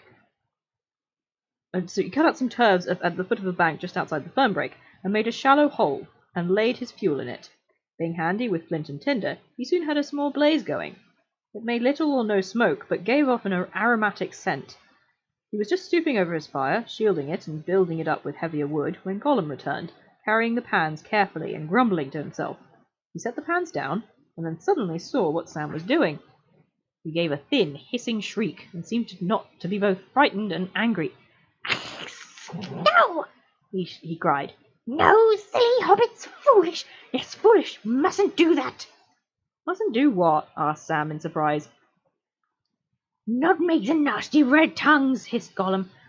Fire, it's dangerous. Yes, it is. It burns, it kills, and it will bring enemies. Yes, it will. "Well, I don't think so," said Sam. "Don't see why it should, if you don't put wet stuff on it and make a smother. But if it does, it does. I'm going to risk it anyhow. I'm going to stew these conies." "Stew the rabbits?" squealed Gollum in dismay. "Spoil beautiful meat. Smeagol saved for you. Poor hungry Smeagol. What for? What for, silly hobbit? They are young, they are tender, they are nice. Eat them, eat them." He crawled at the nearest He clawed at the nearest rabbit, already skinned and lying by the fire. Now," said Sam. "Each to his own fashion. Our bread chokes you, and raw coney chokes me. If you give me a coney, the coney's mine, see, to cook, if I ever mind. And I have. You needn't watch me. Go and catch another and eat it as you fancy, somewhere private and out of my sight. Then you won't see the fire, and I shan't see you, and we'll both be happier. I'll see the fire don't smoke, if that's any comfort to you." Gollum withdrew grumbling, and crawled into the fern. Sam busied himself with his pans.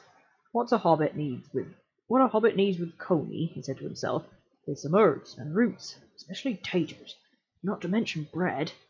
Herbs we can manage, seemingly. Gollum, he called softly. "Third time pays for all. I want some herbs." Gollum's head peeped out from the fern, but his looks were neither helpful nor friendly. "A few bay leaves, some thyme and sage will do, before the water boils," said Sam. "No," said Gollum. "Smeagol is not pleased, and Smeagol doesn't like smelly leaves. He doesn't eat grasses or roots. No, precious, not till he's starving or very sick. Poor Smeagol." "Smeagol'll get into real true hot water when this water boils, if he don't do as he's asked," growled Sam. "Sam will put his head in it. Yes, precious. and I'd make him look for turnips and carrots and taters too, if it was the time of year. I'll bet there are all sorts of good things running wild in this country. I'd give a lot for half a dozen taters. Smeagol won't go. Oh, no, precious, not this time, hissed Gollum. He's frightened, and he's very tired, and this hobbit's not nice at all. Smeagol won't grub for roots and carrots and taters. What's taters, precious, eh? What's taters? Potatoes, said Sam. The gaffer's delight, and rare good ballast for an empty belly. But you won't find any, so you needn't look.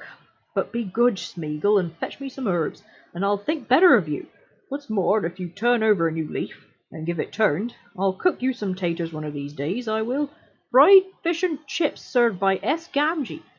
You couldn't say no to that. Yes, we could. Spoiling nice fish, scorching it. Give me fish now, and keep nasty chips. Oh, you're hopeless, said Sam. Go to sleep. In the end he had to find what he wanted for himself, but he did not have to go far, not out of sight of the place where his master lay, still sleeping. For a while Sam sat musing, and tending the fire till the water boiled. The daylight grew, and the air became warm. The dew faded off turf and leaf. Yes, potatoes are wild because, potatoes are originated in Argentina, so it's crazy, that doesn't make sense that they have potatoes in Gondor, but I guess that is just where they come from. I imagine if we want to be even a little bit, if we want to try and make this make sense for world sense, then potentially the potatoes could have come from Harrendor, and were imported from Harrendor to Gondor and then imported to the Shire. So yes, because they're an import, they wouldn't. Smeagol in his little river community wouldn't have found them. Yeah.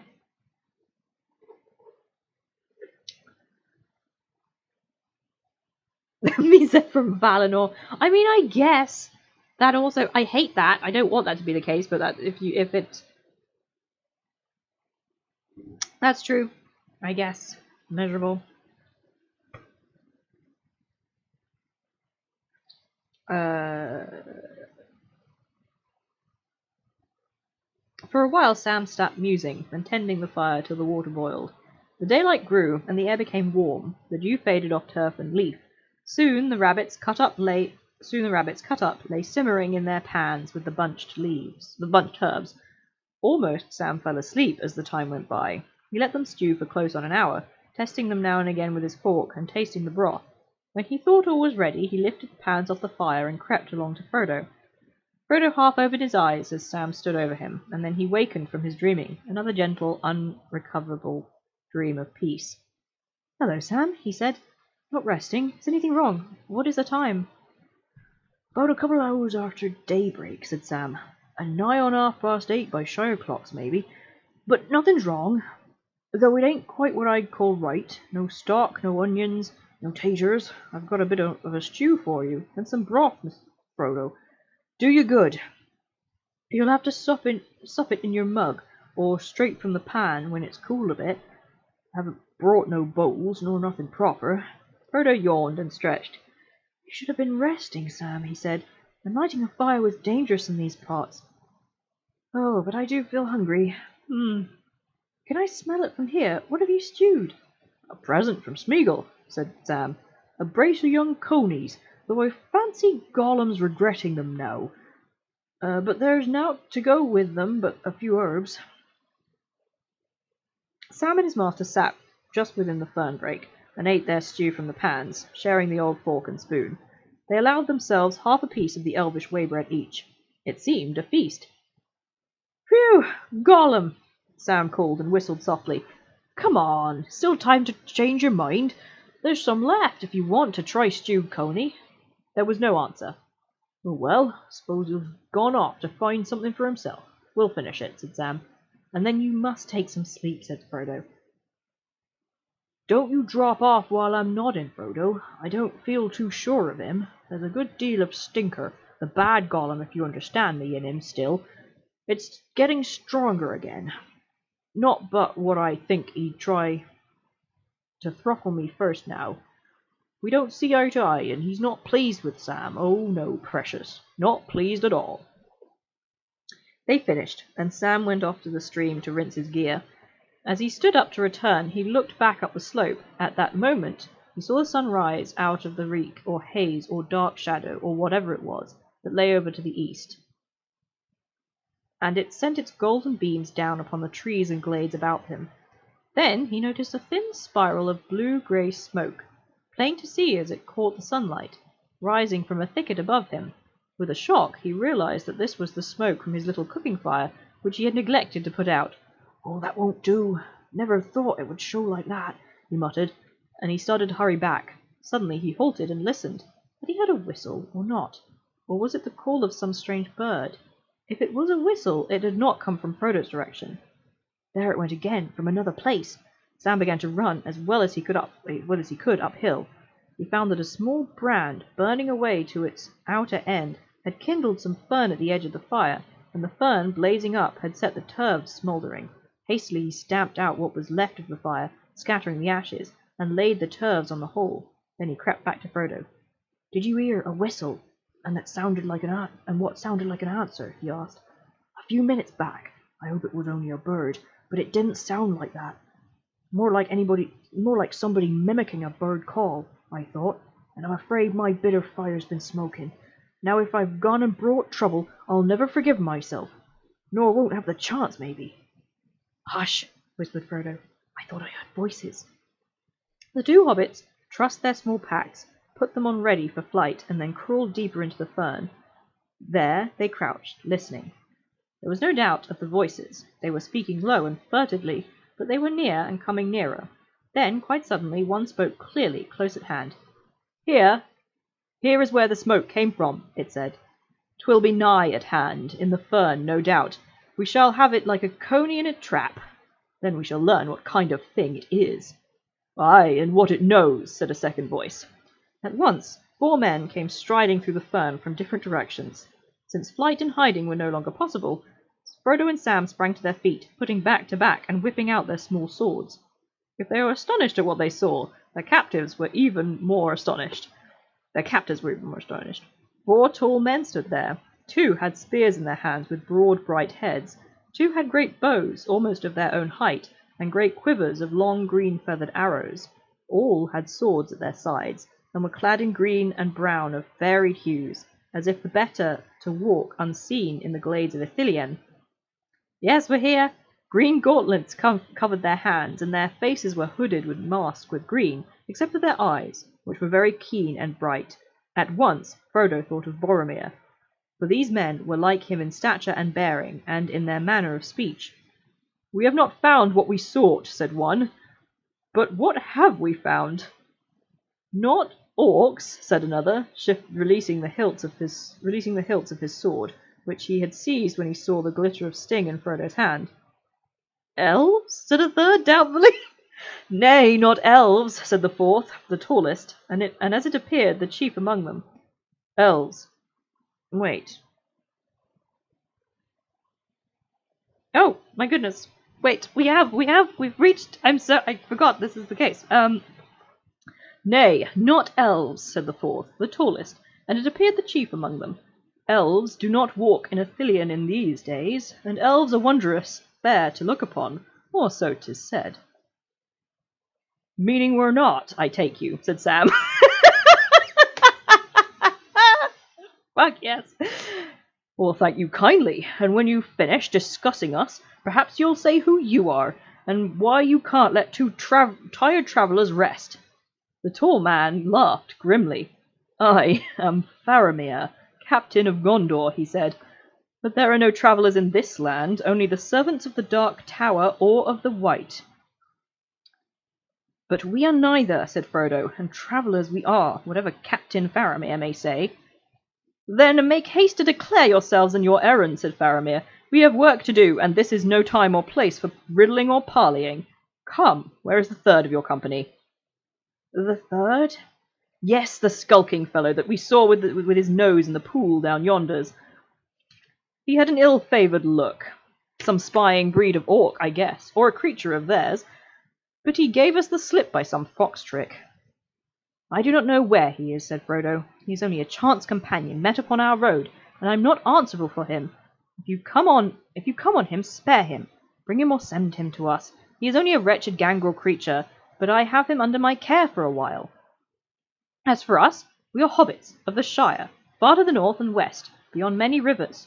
Frodo, son of Drogo, is my name, and with me is Samwise, son of Hamfast, a worthy hobbit in my service. We have come many long ways out of Rivendell, or in Ladris, as some here call it. Faramir started and grew intent. 7 companions we had. 1 we lost at Moria. The others we left at Parth Galen above Rauros. 2 of my kin, a dwarf there was also, and an elf, and 2 men. They were Aragorn and Boromir, who said that he came out of Minas Tirith, a city in the south. Boromir? All 4 men exclaimed. Boromir, son of the Lord Denethor, said Faramir, and a strange stern look came into his face. You came with him? That is news, indeed, if it be true. Know, little strangers, that Boromir, son of Denethor, was High Warden of the White Tower, and our Captain General. Sorely do we miss him. Who are you then, and what had you to do with him? Be swift, for the sun is climbing. Okay, so I had meant to finish a painting of Faramir in Ithilien. I did not finish it, but it looks... Oh, I forgot to take away breaking for 11s, but anyway. But it looks all right. So I'll show it to you anyway. I also drew Mablung, who's next to him, but I'm not happy with it. But I thought I'd show it to you anyway at this point, and then I'll finish it next week. Maybe show you the finished thing. But anyway, here he says. So when Faramir says Boromir, son of the Lord Denethor, that means that Boromir is a name that people call their children other than the stewards. Like Faramir expects there to be other Boromirs. Like Faramir is like there are many Boromirs, but are you talking about Boromir, the son of Denethor? So that's I like that knowledge. Oh, thank you. Anyway, yeah. So be swift, for the sun is climbing. The riddling words known to you that Boromir brought to Rivendell, Frodo replied. Seek for the sword that was broken, and in Ladris it dwells? The words are known indeed, said Faramir in astonishment. It is some token of your truth that you also know them. Aragorn, whom I brought here, Aragorn, who I named, is the bearer of the sword that was broken, said Frodo, and we are the halflings that the rhyme spoke of. That I see, said Faramir thoughtfully, or I see that it might be so. And what is Isildur's bane? That is hidden, answered Frodo. Doubtless it will be made clear in time. We must learn more of this, said Faramir, and know what brings you so far east under the shadow of yonder. He pointed and said no name. But not now. We have business at hand. You are in peril, and you would not have gone far by field or road this day. There will be hard hand-strokes nigh at hand, ere the day is full. Then death or swift flight back to the Anduin. I will leave two to guard you, for your good and for mine. Wise man trusts not to chance meeting on the road in this land. If I return, I will speak more with you. Farewell, said Frodo, bowing low. Think what you will, I am a friend of all enemies of the one enemy. We would go with you, if we halfling folk could hope to serve you, such doughty men and strong as you seem, and if my errand permitted it, may the light shine on your swords. The halflings are courteous folk, whatever else they may be, said Faramir. Farewell.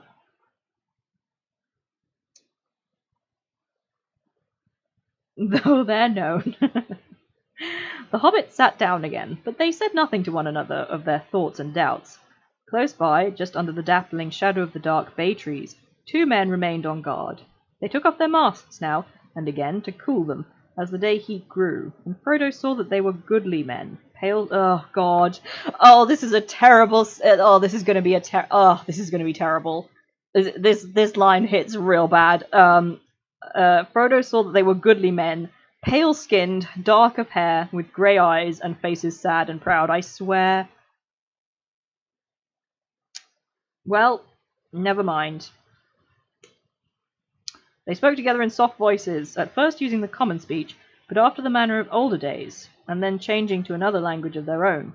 To his amazement, as he listened, Frodo became aware that it was the elven tongue that they spoke, or one but little different.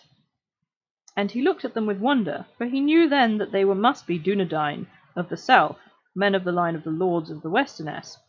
After a while he spoke to them, but they were slow and cautious in answering. They named themselves Mablung and Damrod, soldiers of Gondor, and they were rangers of Ithilien, for they were descended from folk who lived in Ithilien at one time, before it was overrun. From such men the Lord Denethor chose his forayers, who crossed the Anduin secretly, how or where they would not say, to harry the orcs and other enemies that roamed between the Ethel Duath and the river. It is close on 10 leagues hence to the east shore of Anduin, said Mablung, and we seldom come so far afield. But we have a new errand on this journey. We come to ambush the men of Harad. Curse them. Ay, curse the Southron, said Damrod. 'Tis said that there were dealings of old between Gondor and the kingdoms of Harad in the far south, though there was never friendship. In those days our bounds were away south beyond the mouths of Anduin and Umbar. The nearest of their realms acknowledged our sway, but that is long since. 'Tis many lives of men since any passed to or fro between us. Now of late they have learned that the enemy has been among them. Now of late we have learned the enemy has been among them, and they are gone over to him, or back to him.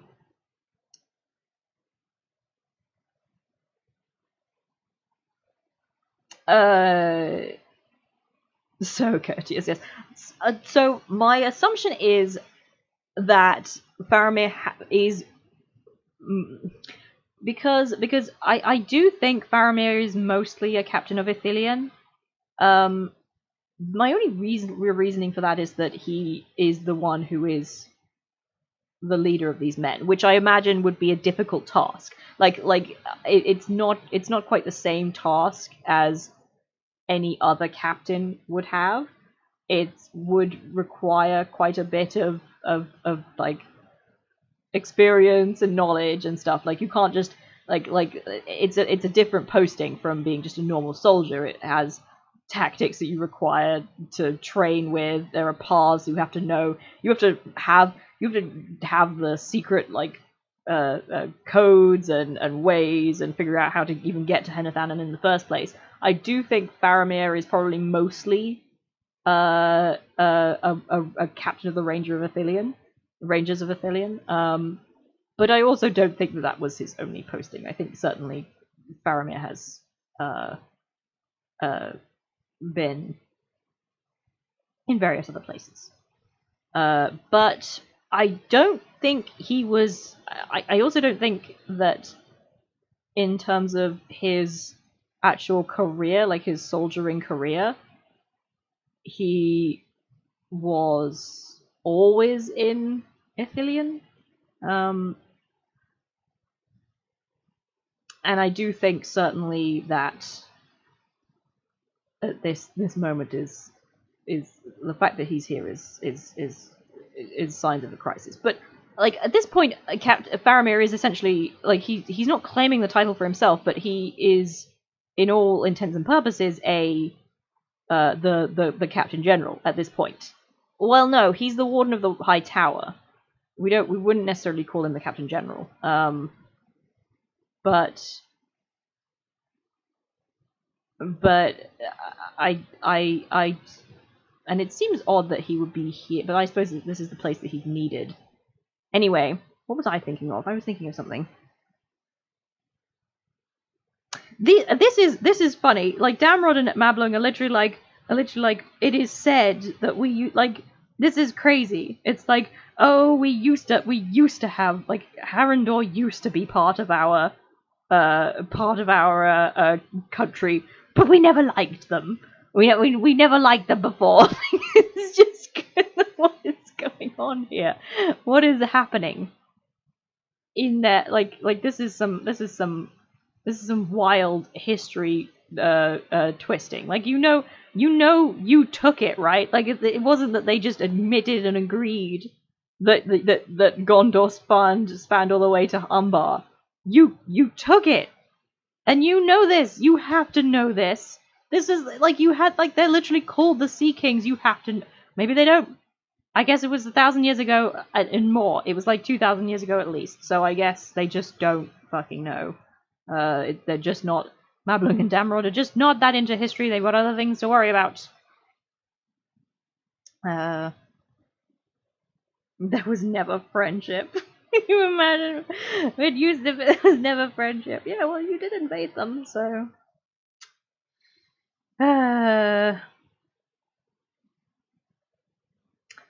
Now of late, we have learned that the enemy has been among them, or they are gone over to him, or back to him. They were ever ready to his will, as have so many also in the east. I doubt not that the days of Gondor are numbered, and the walls of Minas Tirith are doomed, so great is his strength and malice. But still, we will not sit idle, and let him do all he would, said Mablung. These cursed Southrons come now marching up the ancient roads to swell the hosts of the Dark Tower, yea, up on the very roads that craft of Gondor made. And they go evermore heedlessly, we learn, thinking that the power of their new master is great enough, so that the mere shadow of his hills will protect them. We come to teach them another lesson. Great strength of them was reported to us some days ago marching north. One of their regiments is due by our reckoning to pass by, some time ere noon, on the roads above, where it passes through the Cloven Way. The road may pass, but they shall not. Not while Faramir is captain. He leads now in all perilous ventures. But his life is charmed, or fate spares him for some other end. Oh, toodaloo! 7 stars, 7 stones. the only person looking forward to him. Well, don't worry, no worries. Have a good whatever, and we'll see you on the next one. I'm probably going to stop in a bit anyway. I've been going for 2 hours. In fact, you know what? I'm going to stop right there. Faramir's life is charmed, and things just work out for him, and that's where we're going to end because we've been going for 2 hours and 18 minutes, in fact, and that's well long enough. We've met him, and we've met the Arthurian Rangers, and now, at the very least, I'll have more characters to voice than just Gollum and Frodo and Sam. There should be some accent to Faramir, but the accent that I want to give to him is not one I can do in any way justly or fairly or uninsultingly. So we're just gonna have to keep with him being upper class toff. British upper class toff is what we're gonna have to stick with.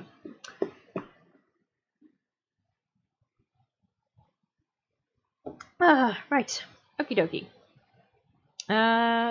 Yeah, I think that's basically it. It'll be same time next week. And I'll try to remember to do I will remember to do a meme for the next one because I have a lot to say about the next bit that we're coming to. Oh no. Oh, we'll never get through anything in the next one. It's just gonna be all me just like, oh, Faramir, like, this is so.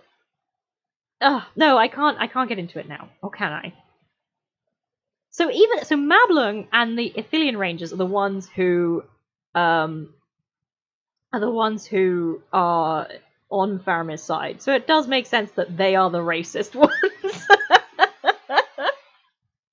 It makes sense that they're the racist ones. Anyway, but that's letting the rest of Gondor off. Anyway, thank you all for coming. I hope you had a good time, and I'll see you all next week, hopefully. Toodaloo. And